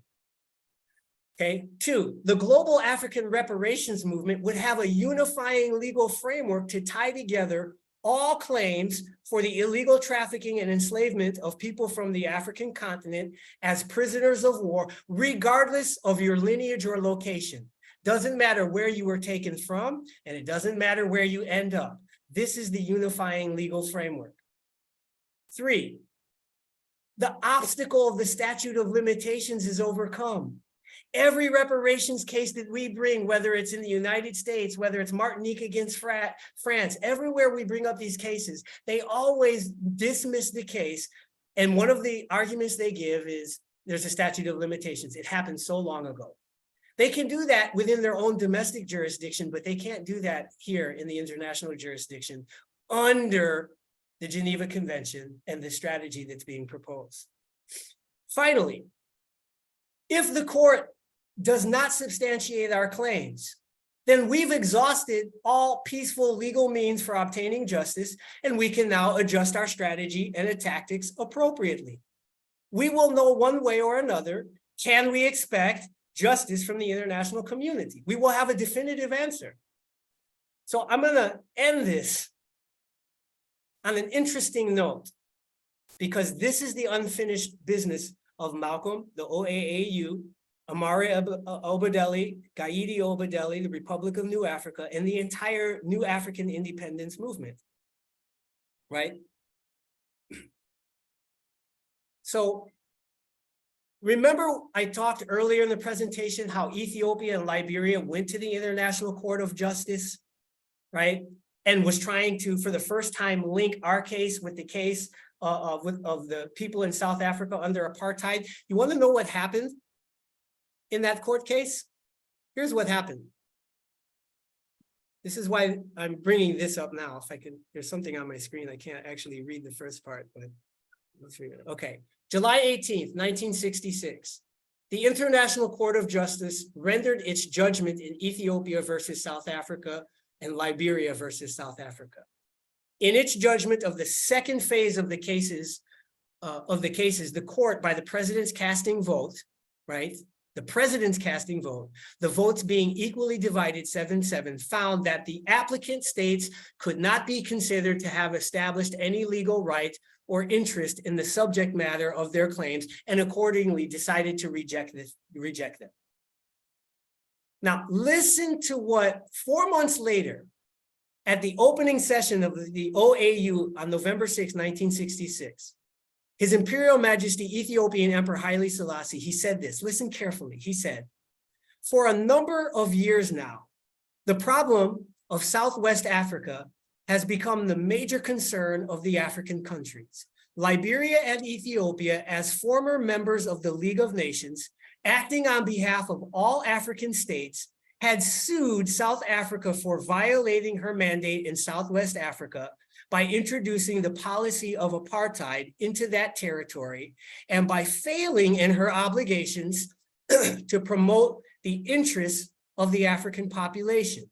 After 6 years of litigation, the International Court of Justice decided that the two states did not establish legal status in the case to stand before the court, thus reversing its judgment of jurisdiction given in 1962. This unfortunate decision has profoundly shaken the high hopes that mankind, and I will add womankind, mankind and womankind had placed in the International Court of Justice. The faith man had that justice can be rendered is shattered, and the cause of Africa betrayed. We've been down this path before and the ICJ has failed us. We are under no illusions. But what happened after that? That's when we realized we had to take matters into our own hands. Okay, that's when the ANC and other liberation movements had to what? Escalate their activities based on the fact that peaceful legal negotiation was now off the table. So, a couple of concluding statements, not my own. Is it too utterly fantastic to conceive that Black men will one day perfect an atomic bomb? No, it is not. I can picture an international conference, not more than 25 years from now, in which a Black delegate will rise and declare, gentlemen, 500 years is long enough for any people to be held in bondage, degraded, spit upon, exploited, disfranchised, segregated, lynched. Here is the formula for a home-manufactured atomic bomb. Give us liberty or we will give you death. That was said by Rayford Logan, who was the African-American who was the most knowledgeable of UN procedures at the time. Go and read and study his history. He was also the coordinator of the Second Pan-African Congress. And many of you know I'm the coordinator of the 8th Pan-African Congress. So not only am I walking in Malcolm's shoes, Imari shoes, Dr. Clyde's shoes, but also in Rayford Logan's shoes. This is why I'm constantly studying these people. I'm simply trying to finish what they started. This is what he said to the NAACP in 1945. After that, Neely Fuller said, for victims of white supremacy, your immediate goal towards the production of universal man and universal woman. And there's two things you set as a goal when you start out in resisting white supremacy and trying to eliminate it and replace it with justice. And that is, one, replace white supremacy with justice between people, or kill all of the non-white people of the known universe. That's what you are trying to force the white supremacists to do. Why? Because whatever you do to oppose them, if they're not going to go along with it, that's what they're going to do anyway. If they're going to kill all the non-white people of the known universe, you want to put them in that position where they have to make that decision. Either replace the system of racism with justice. That's one thing they can do. Replace the system of racism with justice, because that's what you are trying to force them to do or persuade them to do. And the other thing, if they can't do that or don't want to do it, you force them or persuade them to actually kill all of us, the non-white people of the known universe. And it's logical, because if you are opposing something that doesn't want to be moved, you leave them with no other option. That's what you want to do. Leave them with no other option. So right now, what we want to do is give them the option of looking at our claims and settling them legally and peacefully. That's what we want. That's what going to the ICJ at this point, that's what we're intending to do, because now for the first time in our history, we have access to it in a way that Malcolm and Imari didn't. That is my presentation. I hope that it was informative. And now we can turn it back over to Onaje, our great general. Onaje? Wow. I don't know about all of you on this call, but I'm in tears. I'm in tears. The level of scholarship, commitment, consistency to produce this report with all those details, weaving this tapestry of incredible observation and study is remarkable. Is remarkable. Malcolm X said, education is an important element in the struggle for human rights. It is the means to help our children and thereby increase self-respect. Education is our passport to the future, for tomorrow belongs to the people who prepare for it today. Let us understand, the enemy knows this quite well. It was Reagan who decided to gut the education system in California, remove civics, which was part of many of our educations, remove that so that we would be mis and undereducated for this very same reason. The enemy was clear that they had to keep us uninformed, ignorant, and submissive. That which you have brought forth is the challenge to that, unequivocally. And I am in awe, nothing less. I was at Durban in South Africa, 2001, with many of you on the call right now. I was there, functioning in the capacity of alternate United Nations representative for ICRAM, Clyde's NGO. I was there when the criminal court was created. This is excellent. What we're going to do from this moment is to have two respondents. One was the planned respondent from Maynard Henry. He's going to go first. And then I want to invite Nkechi Tiafa to go second as a respondent to what this brilliance that we have just witnessed together. Brother Maynard, please. Thank you. There is a lot to unpack here. And I think one of the first things I want to say, and I'll just take a few minutes to do that, is when Dr. Clyde invited you, Brother Sifaway, to do a report on and to study UN Procedure 1503, which we need to do some basic research on that. Basically, it's the United Nations Office of Human Rights Commission, which has the mandate to examine a consistent pattern of gross and reliable attested violations of human rights, and in this case, against our people in motherland Africa, the diaspora. And so that is one thing. That is the fundamental starting point, so to speak, of the argument that Brother Sifaway has articulated so succinctly as to our goal to go to the international community. And one of the things that we also need to realize, and if there's a starting point and an ending point, is the starting point is one of a peaceful resolution.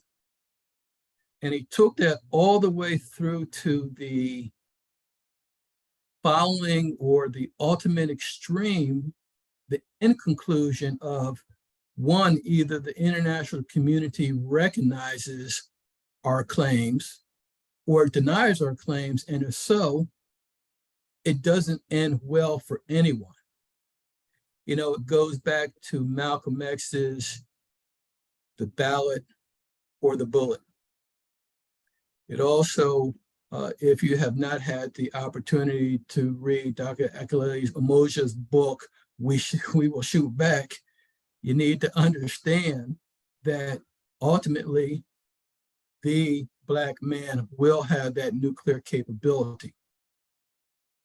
And so this is not a threat of violence, because the Afro descendants have been basically, essentially peaceful for 500 years. You know, the Black American in the United States has a very unique relationship with its enslaver. The Black Americans have fought for this country with the hopes of not being a supporter of colonization, but with the idea that we can be fully integrated into the society or have a better life in the society. As Malcolm X said, the end goal is to rematriate, to repatriate. But while we are here, we need to have a better lifestyle. And so the goal wasn't to integrate, the goal was to have a better lifestyle. And Crispus Attucks was the first person shot in the American Revolution, a Black man. So you take that all the way forward to the present, we have no qualms with picking up a weapon. And we shall do so if necessary, because we will do what is necessary if the international bodies do not do what is necessary. So as Brother Sipaway said, we're under no illusion that the United Nations or the international bodies are our friends.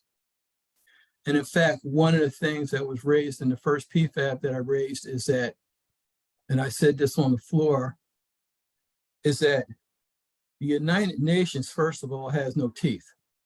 Even if they had the will to do what we wanted them to do, they have no teeth.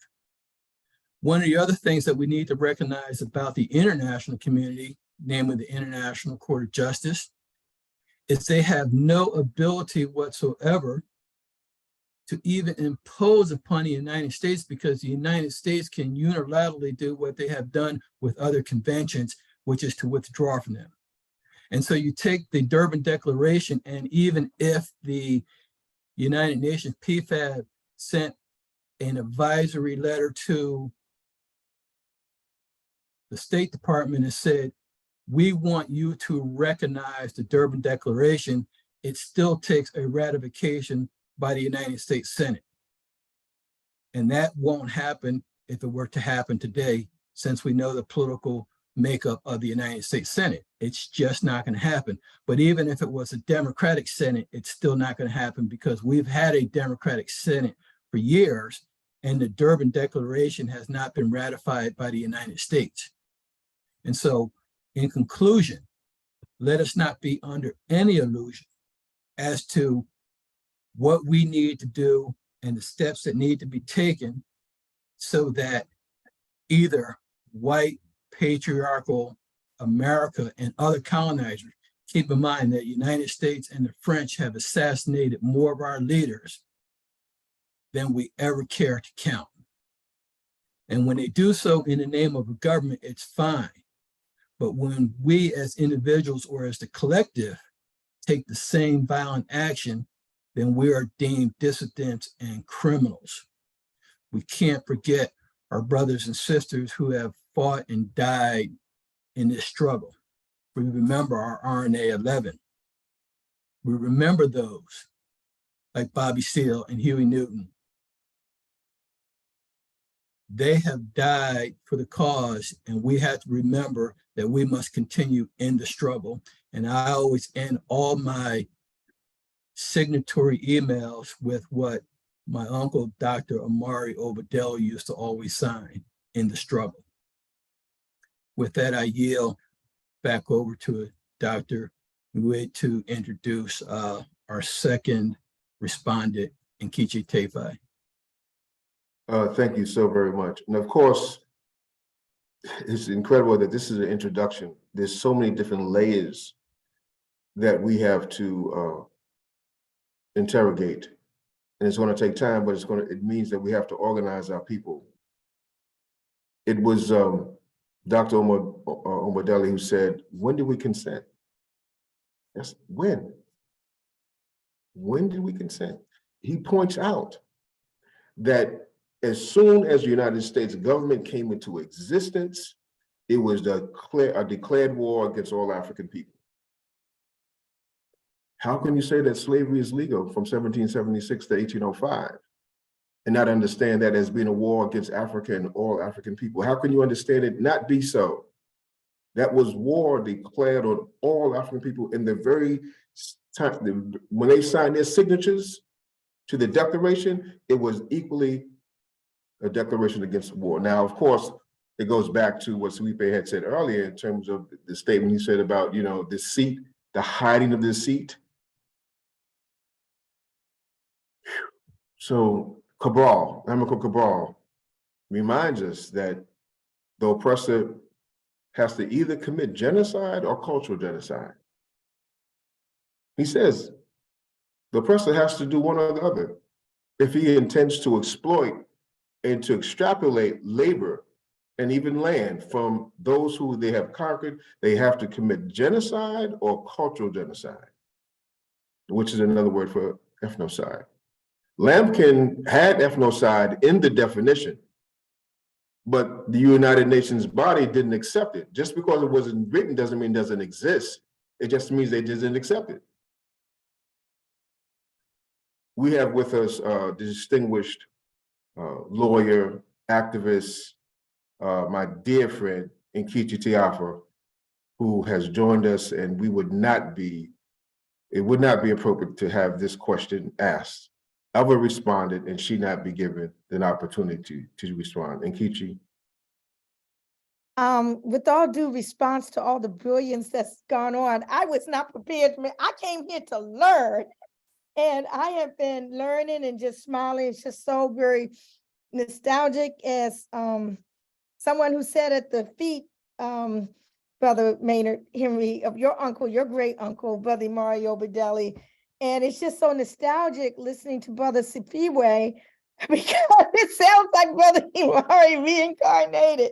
I didn't sit at Malcolm's feet, so all I know is what I read.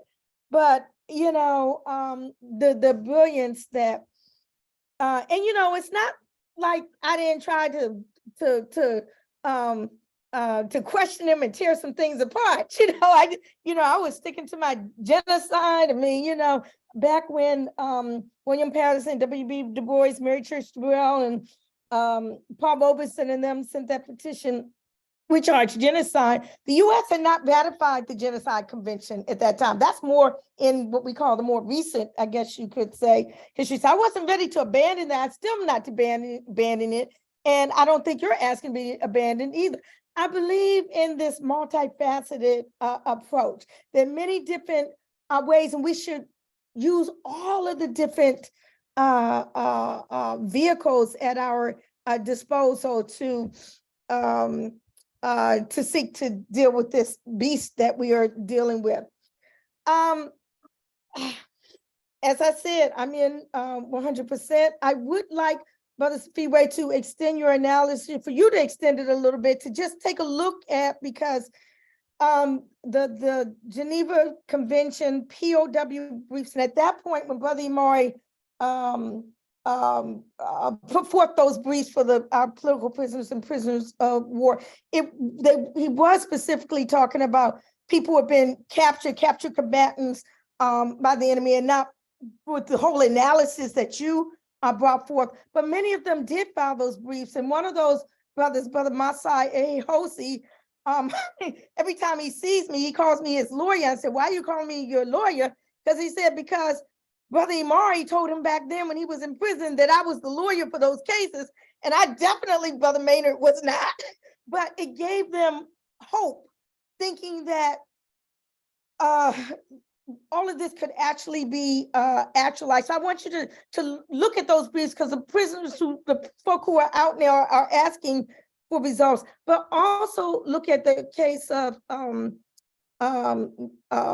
Marilyn Buckins, Matulu, Dr. Matulu Shakur, the prisoner of war brief that Brother Chokwe Lumumba asked me to do the research for, that he submitted before the court in Matulu's case. And this was the first time that a U.S. judge, Judge Haight, the Second Circuit of New York, required a response from U.S. governmental forces. In fact, they were from the prosecutor. The prosecutor went to 5 different U.S. agencies, including the Departments of State, Department of the Army, Department of Defense, or whatever, to join in their response against our prisoner of war brief. So this, I didn't even really know that. It wasn't until the internet came on the scene that I actually saw all of this, because I just gave stuff to Brother Chokwe, and he did his legal brilliance thing, but it's all there in writing. So I would ask you and your brilliant brain to go through all that as well, so that we could distinguish what that court did and said in that case. Of course, dismissing our claims, everything that you talked about in terms of the Amistad case, the Amistad versus libelants and claimants of the schooner and Amistad, all of that history that emanated from the original Article 3 briefs in 1973 that was filed in the case of the RNA 11. So add that to your arsenal as well, so we can kind of complete this circle, and then just give me marching orders as to where we go from. I'm not the legal anything right now. All this just passed on to y'all's next generation. So Brother Maynard, you got it. Brother Onaje, Brother Sifiwe, just go on and lead the way. That's it. My dear sister, thank you so much. And certainly you could have done, and we're going to invite you back to do one of these yourself, right? And if you haven't purchased her book, Reparations on Fire, make sure that you get that book. It gives us a history as well as a current status. I want to say to all of you who are here, thank you for coming. You witnessed something phenomenal that Nkechi said that it seemed like he was just channeling, Imari Obadele, and certainly it's a great thing to see what he has pulled together.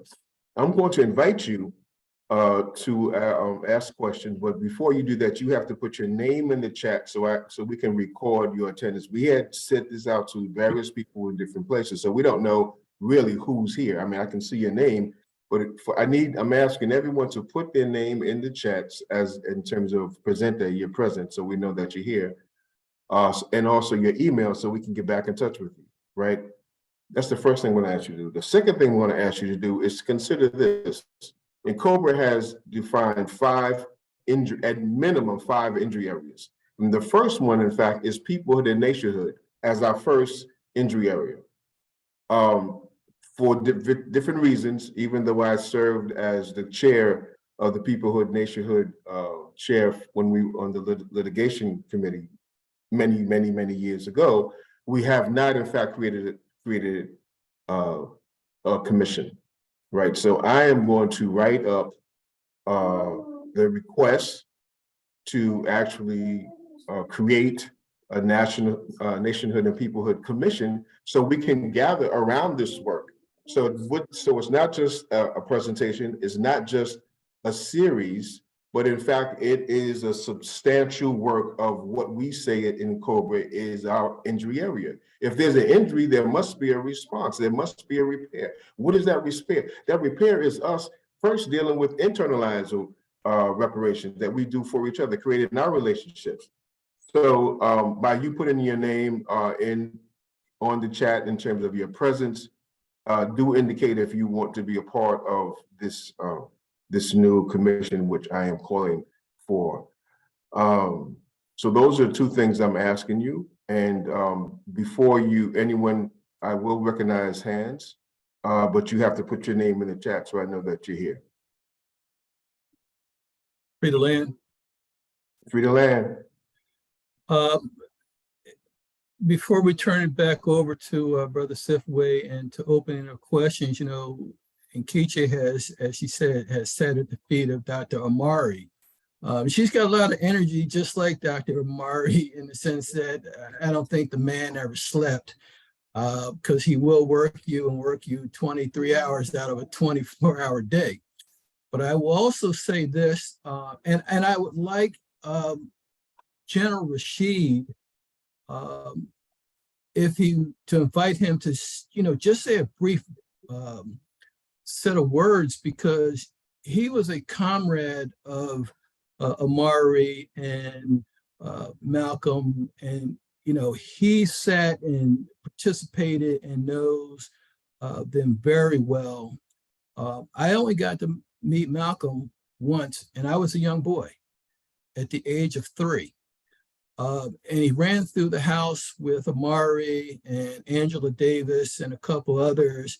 And I'll tell you a quick story. So my dad, who was the oldest brother, said, sure, they can have the meeting at our house. And my mom said, no, they can't have the meeting at our house. We got young kids. And she knew the danger that lurked with being with Malcolm and Imari and Milton and Angela. So from a mother's perspective, she had that survival instinct. From my dad's perspective, he had the warring instinct of you got to be able to advance now in order to protect the future. And so you felt the energy of Malcolm, and these were some dynamic brothers.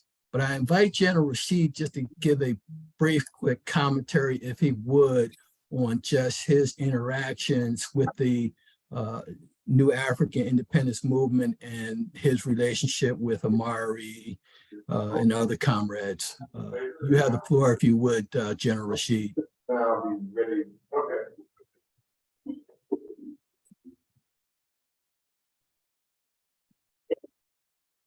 Free the land. We can hear you. You have the floor, General. I don't even know how to begin, because the time of the creation of the Republic of New Africa and Black Liberation Army, which many of us were into, although we was soldiers, street soldiers. I learned a lot of things because of the fact that John Chewy was the person that after Brother Amin left, was appointed to, head up the military part of that. And I traveled with John Chewy, who traveled a lot with Dr. Obadele. But on my own, I was with Dr. Obadele a lot, not just traveling, but going down to Prairie View and all those kind of things, where he was putting a lot of that together. In terms of Malcolm, I wasn't a protege of Malcolm. I was part of the security forces that was in the nation, that protected Malcolm and Honorable Elijah Muhammad and many others that we thought was being threatened by the United States government. So I didn't have the privilege to actually sit down with Malcolm X. I did a lot of security in terms of Malcolm. I was part of the FRUIT, which was the security forces of the Republic of New Africa. And they were very serious in terms of defending those concepts. So I had the privilege to set a defeat of Dr. Obadele many, many times. One time we went to New York and was supposed to have been given a place to stay, me and Dr. Obadele and John Chewy, and we had to sleep in a hallway, one of us at a time, because of the situation that we caught ourselves in at that time. So I don't know how to begin to appreciate the work of Dr. Obadele. And like Brother Maynard said, it didn't seem like the man never slept. I mean, he would be in a meeting and seem like he took down everything everybody said and created a book out of it. So I spent a lot of time with him. And I also spent a lot of time with Queen Mother Moore, in terms of in New York and places when she didn't trust nobody but the Black Legion to take her anywhere. So I don't know how to describe the relation that I had with particularly those two individuals, because I spent a lot of time with them. And I definitely spent a whole lot of time with Dr. Obadele, to the point that when he came to Miami, he stayed with me and my wife on the South Beach, because he didn't trust nobody but the Legion to deal with, his security. So I had a lot of respect for the work that they've done. And I still don't believe that we yet qualifies to close that work out. We have not established the sincerity, the consistency of the work that those people did. Dr. Obadele died in the movement. Malcolm X got assassinated in the movement. And it was about the same thing. You know, the Africans here in America has went on the scrutiny that I don't think many Africans in Africa and different other places have went through, because it was personalized. Racism was the way white supremacy developed here in this country, and all of the legal aspects of the United States government has part of that, because now all of the activities that we was fighting for so long has became legalized in Florida and 15 other states. In Florida, you can't teach Black history here. So we got some problems that, you know, was the same thing that Dr. Obadele and them was fighting at that time, although they weren't state by state and although they weren't legal. Now they've legalized these things, so they make it law, you know, that you can't teach certain educational stuff here in Florida and some other states, including Illinois. So it's about 15 states has the same mandate that we need to be looking into, you know, to carry on the fight that Dr. Obadele, Malcolm X, Queen Mother Moore, those are my basic heroes that, you know, fought in the struggle in the early days. I yield. Thank you, General.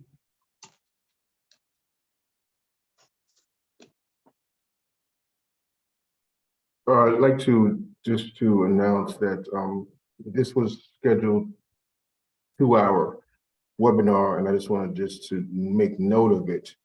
Not that we're going to end here, but I just want to make note of it.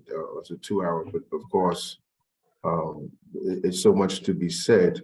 I just wanted to just let folks know that it is now 3:07 East Coast time here. Just to note, at some point in time, I might have to leave before the question and answer period concludes. And if that does happen, then I'm going to ask Sister Taiwo to end with concluding remarks as the female co-chair of the Education Commission, who had a lot to do with this actually taking place. Everything to do with this taking place, in fact. So with that, I yield and turn it back over to Maynard.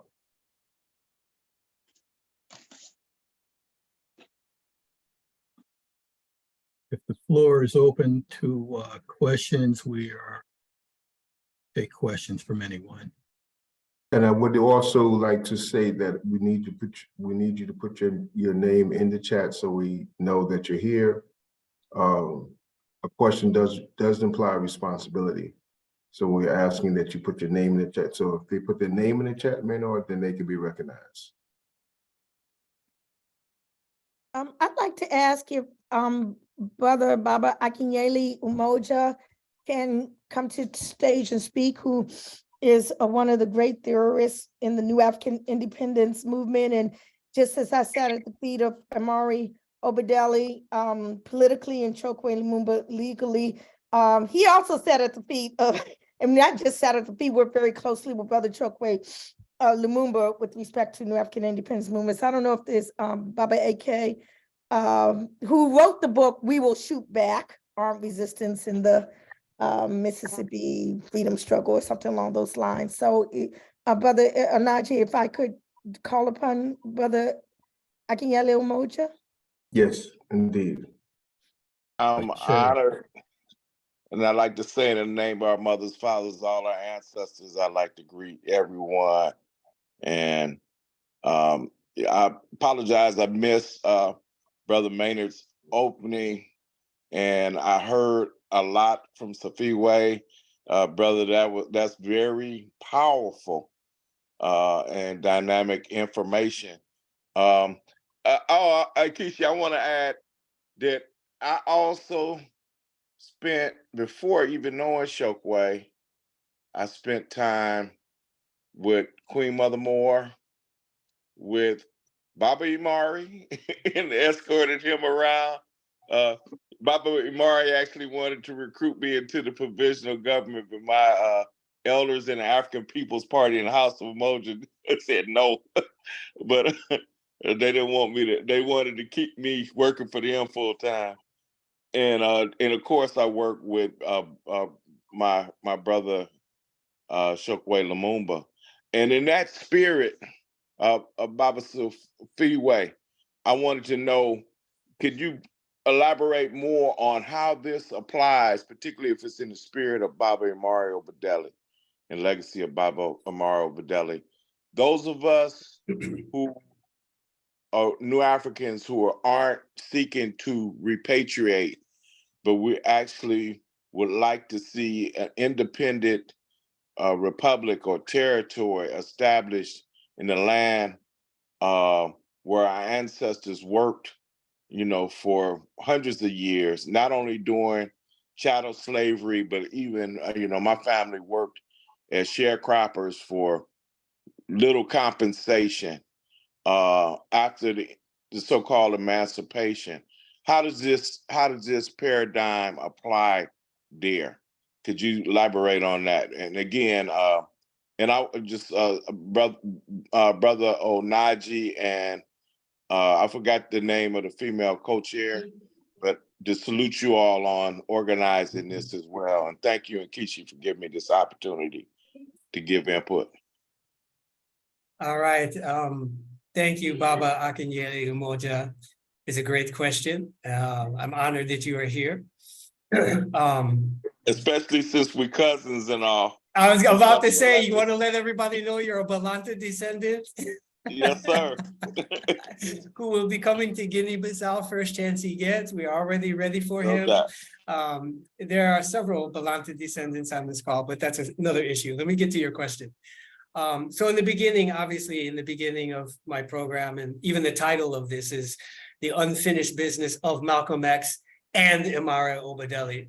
And even though I never knew Imari personally, I have studied and really internalized everything that he wrote, because when I left Yale and I was so confused, other than what Malcolm had left me, that was the only thing that made sense to me.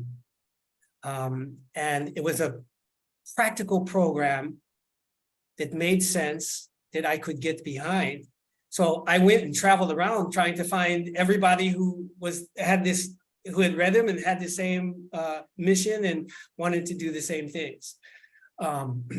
So it's quite humbling to hear Sister Nkechi and Baba Onaji and others speak so highly and even say that I'm channeling his energy, because in many ways, I have spent a lot of time in Omari's thinking, because I'm a thinker and I read everything very closely. Not just read it, but internalize it so I can live it, I can exude it, and then I can move forward with it. Now, with respect to your actual question, so, the primary and fundamental contribution that Imari Obadele made was the understanding of the plebiscite, and the plebiscite having four options, as you mentioned. There's returning to the ancestral homeland, there's establishing an independent nation of our own, there's integrating into America, and then the fourth option was going to a third-party country if they were willing to accept us. And so in that plebiscite concept, that is self-determination, meaning self-determination means each of us has the right to choose which one of those options is best for us as an individual, as a family, and as a people, as a nation. We know we're not going to get all 50+ million people to pick one option. You're going to have some people who want to return to their ancestral homeland. I want that. You're going to have many people who want an independent nation of our own, like a Republic of New Africa. I also want that. And I would consider myself a dual citizen of the Republic of New Africa and of Guinea-Bissau. That's how I view myself. We know that there are many people who are going to want to integrate into America and make the American dream of a multiracial, multi-ethnic, society based on some principles of reality. And then you got some people, maybe they just like France or something, or who knows, wherever. Now, with respect to the questions we put to the ICJ, although on one level is very obviously is an advance for those who want to repatriate, it's also an advance for those who want to establish an independent nation. That's the final release part of the Geneva Convention in this broader interpretation. So when we are released from prisoners of war, we are still on soil that the United States claims jurisdiction of. And all the good students of Imari Obadele know that for 2 years and 6 months after the Emancipation Proclamation and before the 14th Amendment, we became a new class of free people with no status, no provisions politically in the United States for 2 years and 6 months, which meant that the only law that governed us was natural law, okay? And therefore, as Baba Onaje mentioned in the beginning, you can't impose citizenship on a free people. If the International Court of Justice substantiates our claims, the first claim has to do with our status as prisoners of war. And substantiating that, as we already have shown, within the United States court decisions and within the Amistad case, we owe no allegiance to any nation, okay? So for all those who want to establish an independent nation, right, the ICJ substantiation of our claims as the questions propose sets us up for an internationally recognized plebiscite where independence is an option. So within the Geneva Convention, it says we have this status of prisoners of war until our final release, which is undefined, and therefore requires an opinion or an interpretation, and repatriation. The repatriation, that's defined. We know what that is. So I'm suggesting that final release is we are free. The principles of self-determination under international law say we now have to give informed consent to choose our destiny. And the process for doing that is a plebiscite. And so it actually specifically mentions in our questions, right, what is, I didn't talk about this in the presentation because that's the subject of an entire workshop, which you must attend, right? Because I know that you'll have a lot to say about this and contribute. The plebiscite question is one of the questions we ask. What are, as prisoners of war substantiated, what are our rights now, right, to conduct plebiscites throughout the Americas and Caribbean? So I don't want to pigeonhole this and play to the divisive forces that say, oh, you have some people, they're only thinking about the United States. No, this is a case that affects all of us trafficked throughout the Americas. If they substantiate us as prisoners of war, that gives us a status. Then what is the release part that they're talking about? And that would automatically, within international law, bring in our rights to self-determination, which would include a plebiscite, which in Imari Obadele's formulation was a major option. Independence. And we know from history that before Lincoln was assassinated, the Lincoln administration, and this is what the Illinois resolution is so important, acknowledges, the Lincoln administration recognized our right to establish independent nations. And that's why we got the territory in the Carolinas and why we also got Davis Bend. Most people don't know this, but only 42,000 people were settled in the territories that we got in the Carolinas. More people, 72,000 were settled in Davis Bend. And if you read Du Bois's— You gotta go back, you gotta go back because you cut out. Oh, sorry. Yeah, you froze for a second. Sorry, my phone rang and I had to shut it down. Hold on 1 second. Because when my phone comes out, can't talk now. I was to read about Davis Bend yesterday, so if you can go over that again, I appreciate it. So, and again, a lot of this is documented in Du Bois's Reconstruction, but there's a more recent book that deals specifically with Davis Bend. I can't remember the title of the author, but I remember the information. So during the Lincoln administration, before Lincoln was assassinated, the Lincoln administration recognized our right to voluntary return with compensation, and they also recognized our right to set up self-governing colonies that were to become independent. And two territories were actually established through legislation. One territory was in the Carolinas. That's the one that our people are more familiar with. The other territory was in Davis Bend. In the Carolinas, a little over 40,000 people were resettled there. But actually more people, 72,000, were resettled in Davis Bend. And within 3 years, the government did a report and showed that we were outperforming the white plantations in the South, that we were producing more cotton and more other produce under our own, territories. And it was specifically legislated that no white man could enter the territory unless they are on official business of the United States government. So what, we talked a little bit about the fact that we were miseducated. And now, as General Rashid was mentioned, they don't even allow us to teach us proper Black history in certain places. They don't teach us that Lincoln's assassination was a coup that violated our human rights, because a decision was made when the Lincoln administration recognized 3 of the options, actually all 4 of them, recognized and put in place legislation for all 4.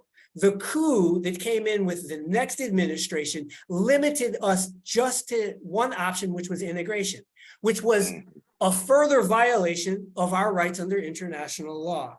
So what I'm saying is we should not misinterpret the advisory opinion for the ICJ to just be something that significantly advances those that want to repatriate. It lays the foundation for the plebiscite. And it specifically asks them, what are our rights as prisoners of war to now go ahead and exercise that mechanism of self-determination? Did I answer your question? You did thoroughly, my cousin, and looking forward to talking to you more and to figure out how we could share this information as well as to organize more people around it. Because ultimately, I believe, and I agree with what Brother Maynard said, that the United Nations is only going, it's only going to go so far. And without our people being organized and being willing to stand for our human rights, that's what will make the United Nations move, and other domestic and international bodies. So I think this is important information to share with our people, to make us more conscious of what our rights and possibilities are, even to help us imagine. So I applaud you and salute you on carrying the work of our ancestors to a new level, and educating us all. I was just reading about Davis Bend yesterday, so that's because Imari mentioned it. Yes. Imari mentioned Davis Bend, so but I never quite understood the context. I know more about Sherman's Field Order number 15 and that being in Georgia, I know folks who live on that land today. So, I just salute you, and I salute, the folks who put this together for us to share and be more informed. Abene, thank you. In a minute, we'll recognize Sister Nicole Holmes. And just as a follow-up to that question in response by Brother Sifaway, although there were 4 options that were set forth by Imari and the Republic of New Africa, a key function of the right to self-determination is to be able to have that ability to determine your destiny. And so the Republic and Imari did not want to fall into colonialism and European standards of, you can only do this. You can only be a citizen of Africa, or you can only be a citizen of the United States. And so those 4 options were given so that you had that true right of self-determination. You talk about land, and you talk about Mississippi, Georgia, Alabama, South Carolina, and Louisiana, but you also talk about the subjugated lands of East Texas and North Florida. And so when you talk about international law and a plebiscite, you need land. And Imari knew that without land, you still cannot have a nation. And so we wanted those 5 nation states in those subjugated lands to be a part of the plebiscite where we had our own nation within a nation. And as it was shown already, as described by Brother Sipaway, that we were outproducing white counterparts, so to speak, and without the necessary tools and equipment and resources that, but then again, you know, that's why they want to keep us out of everything. We excel, whether it's in basketball, sports, medicine. Some of our greatest scientific achievements have been done by Black people. With that, I'll yield, and I'd like to turn the question floor over to our sister Nicole Holmes. Take your mic off of mute. Thank you so much. First of all, I cannot tell you how much I appreciate this presentation, and I know Sipaway's mind and how well and comprehensively he approaches any topic. So the depth is definitely, the depth and the compiling of all of that information into a single presentation is important for us at this time. I do wonder though, when considering the request for land in this land, in this country, how do we need to reconsider that idea? Because I can't help but think that not only are we a stolen people, but we would still be occupying stolen land. And so, and you know, I don't know, you know, and then we now have the historical reference of every single place that we have erected in this country to gather and thrive has been either burned, flooded, or otherwise bombed. Like, why would we choose to further pursue that as an end in hostile territory that technically isn't even theirs to give us? So I mean, I'm trying to reconcile this a bit. Has this been considered? Has it been further discovered? Have we, discussed? Have we, are we doing anything to put it in a context of 2023, knowing what we know now? Okay, Sister Nicole, that is a brilliant question. I will touch on it a little bit because, you know, of course, we can't answer that all in 5 minutes, but I will touch on it a little bit. First, I'm going to use Imari Obadele's where, first of all, Malcolm said it's always about land. We've always known that. Du Bois made that very clear too. But in Imari's work, Imari recognized that our claim to land was secondary to the Native Americans' claim. So he always recognized that. It was superior to the claim made by the United States of America, right? Because we didn't come in as conquerors. But Imari Obadele says that our 300 years of working, shedding blood, and connection bloodshed gave us a claim that is recognizable under international law that is superior to the United States, but inferior to the Native Americans who were here first. So you're right, that is a major consideration. Second of all, I would like to point out that there have been 115 new nations since the Civil War. 115 established since the Civil War. We could have been one or two of those, but we weren't. In almost every circumstance, those new nations were carved out of existing nations who were hostile to the new nation. So the point that you're bringing up is nothing new in history. That happens all the time.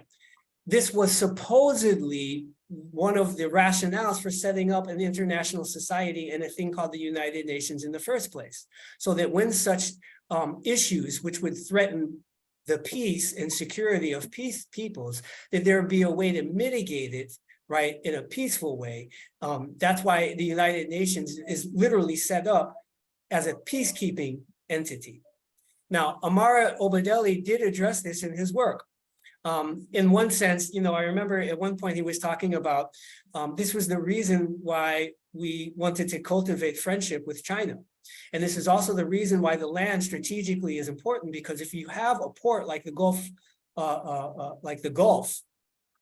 and we had international allies like China, and those were our ports and we control the waters, then our counter to the United States or anybody that would want to attack us would be that we had our ally ships in our ports. This is just a real simple, I'm not going to go too deep into, now we get into the question, will that work and all that. I'm just saying that Imari Obadele had thought about these things.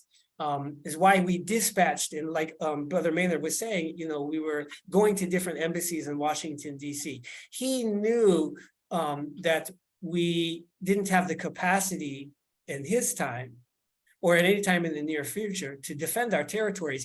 And it should be noted that the Lincoln administrations, the legislation actually says we establish these autonomous territories until they are able to stand on their own.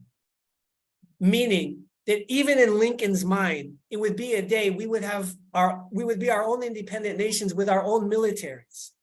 So I won't presume to have all the answers to such weighty questions like this. I don't have an answer for that. This is why we need to establish a real steering committee or think tank. And this was brought out to me by Reverend Kwame Kamau recently out of Trinidad and Tobago. He said, Sipiwe, what about after the ICJ, right?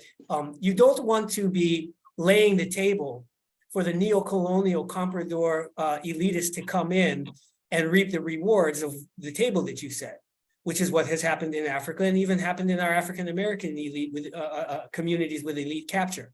He's like, yeah, this thing you're doing at the ICJ, if they substantiate it, that's great. But how do we prevent that class of people from coming in and reaping the benefits of it, because they will get all the spoils and the people will suffer, which is a very legitimate point. So to be quite honest, we're going to need all the brilliant thinkers to really sit down at the table.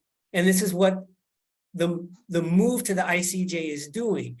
Not only is it putting pressure on the international community and specifically the permanent forum of people of African descent and eventually the ICJ, it's going to put pressure on us to handle our responsibilities to do what we need to do. And as General Rashid noted, this has to reach the people. This is one reason why we attempted to get NCOBRA to make this series a national program of NCOBRA, and why we want to get other organizations that have real reach to people on the ground.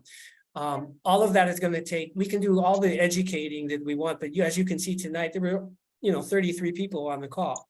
We know that this video will get circulated, but how to get it and explain it and make it make sense to the average person is going to require a marketing campaign. It is also going to require money, which is going to require buy-in from our class of people who can put that on the table. And I'll yield there because I see Nkechi has her hand up. Yeah, I just want to have a brief response to Sister Nicole query as an adjunct to the brilliance that you just stated, Brother Sipiwe, and I'm quoting for Brother Imari. I put it in my book here because I also had that same question when I first heard the analysis, and Brother Imari answered that question, which to me totally satisfied me. And it was in 1975 with the response called, and forgive his terms like men, but anyway, let no man question us. But we know, okay. Let no man question us. He said, we apply to ourselves and believe it also logical, humane, and legally correct for the world to apply to us the same standards that permit the Cubans, who are descendants of Indians, Africans, and Spaniards, to claim the land they claim, Jamaicans to claim the land they claim, and Haitians, Trinidadians, Guyanese, and Mexicans to claim the land they each claim. Brother Imari said that all of us and each of us are migrant peoples who came into possession of the land as the majority and traditional populations in the wake of a campaign of genocide waged by Europeans, English, French, Dutch, and Spanish against the original and rightful possessors, the Amerindians. We, the new Africans, gladly acknowledge the fundamental rights of the Indian in the land. But if no one questions the claims of the Cubans or the Jamaicans or the Mexicans, let no man question ours. And so that, in addition to all of the things that Brother Sipiwe just said, no one does, there's a lot of that makes sense within that statement. We don't question other people who were brought to this Western Hemisphere in the wake of this campaign of genocide, ethnocide, or whatever. So for those who wish, we're not saying everybody needs to do this, but for those who wish, as Brother AK was saying, to establish an independent Black nation state on this soil which we built and developed and lived upon, negotiate with the Native peoples and establish our independent nation state, should not be denied that right as well. So that's it. And then Kichi, let me say something real quickly. What you just did is important. We must continue to say genocide as strongly as we have always done, and just do what you did, genocide and ethnocide. That's my record. We're not abandoning genocide. We're lifting up ethnocide to put it on the same level, right? So when I heard you do that, I was like, yeah, we need to reinforce that. We just say both of them as strongly as we can in the same sentence.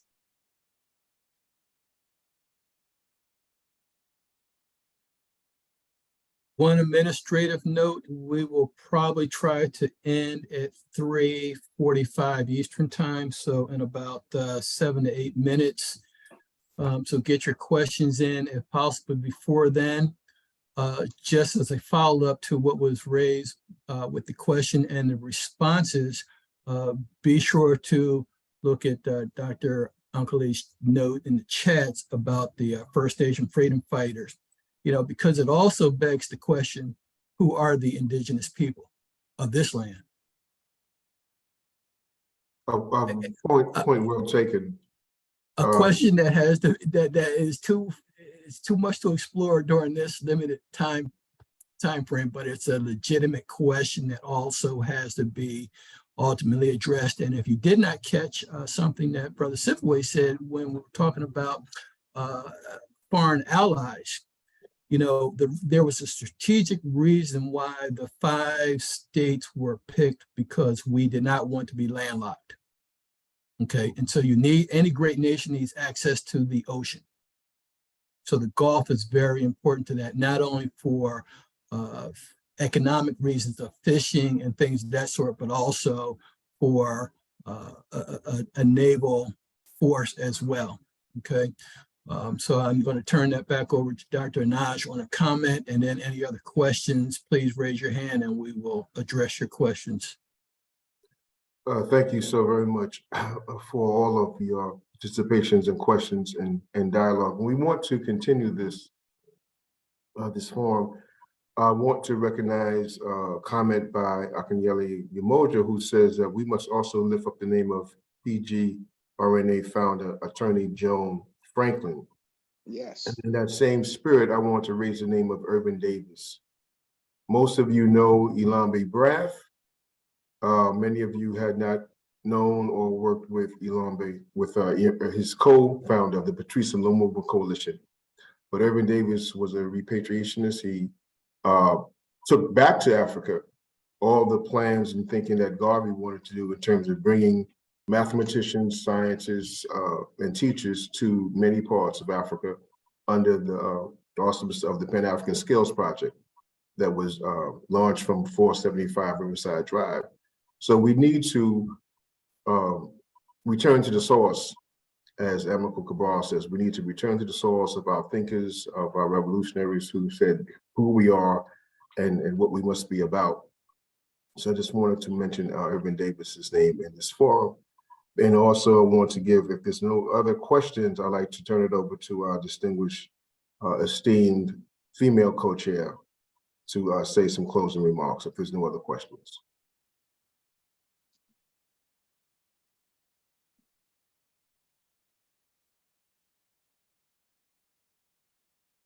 I see no other questions at this time. Our co-chair has the floor.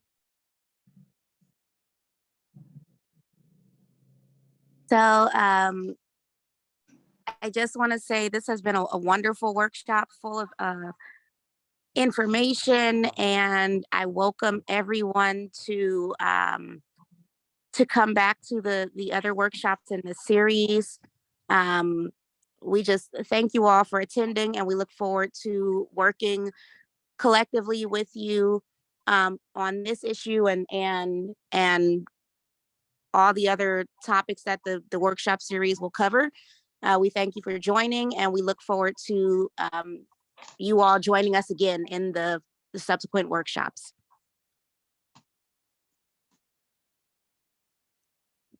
Thank you. Brother Sifaway, anything before we close? Just that, so the Permanent Forum of People of African Descent, the second session starts on May the 30th. Several people on this call and many others will be in New York. We've been sort of organizing and strategizing. At this point, I am completing. Originally, we sent a letter requesting the Permanent Forum to write their own letter requesting the advisory opinion from the ICJ. We have now since learned a few things. One, there's only one staff member or secretary of the PFAD secretariat, so they're kind of understaffed. And two, we learned from Justin that they haven't actually formally discussed this yet. So it was decided in some meetings that I would actually draft the letter on behalf of PFAD, literally doing their work for them, kind of prepare it so that all that has to be done is to be signed by the president of PFAD.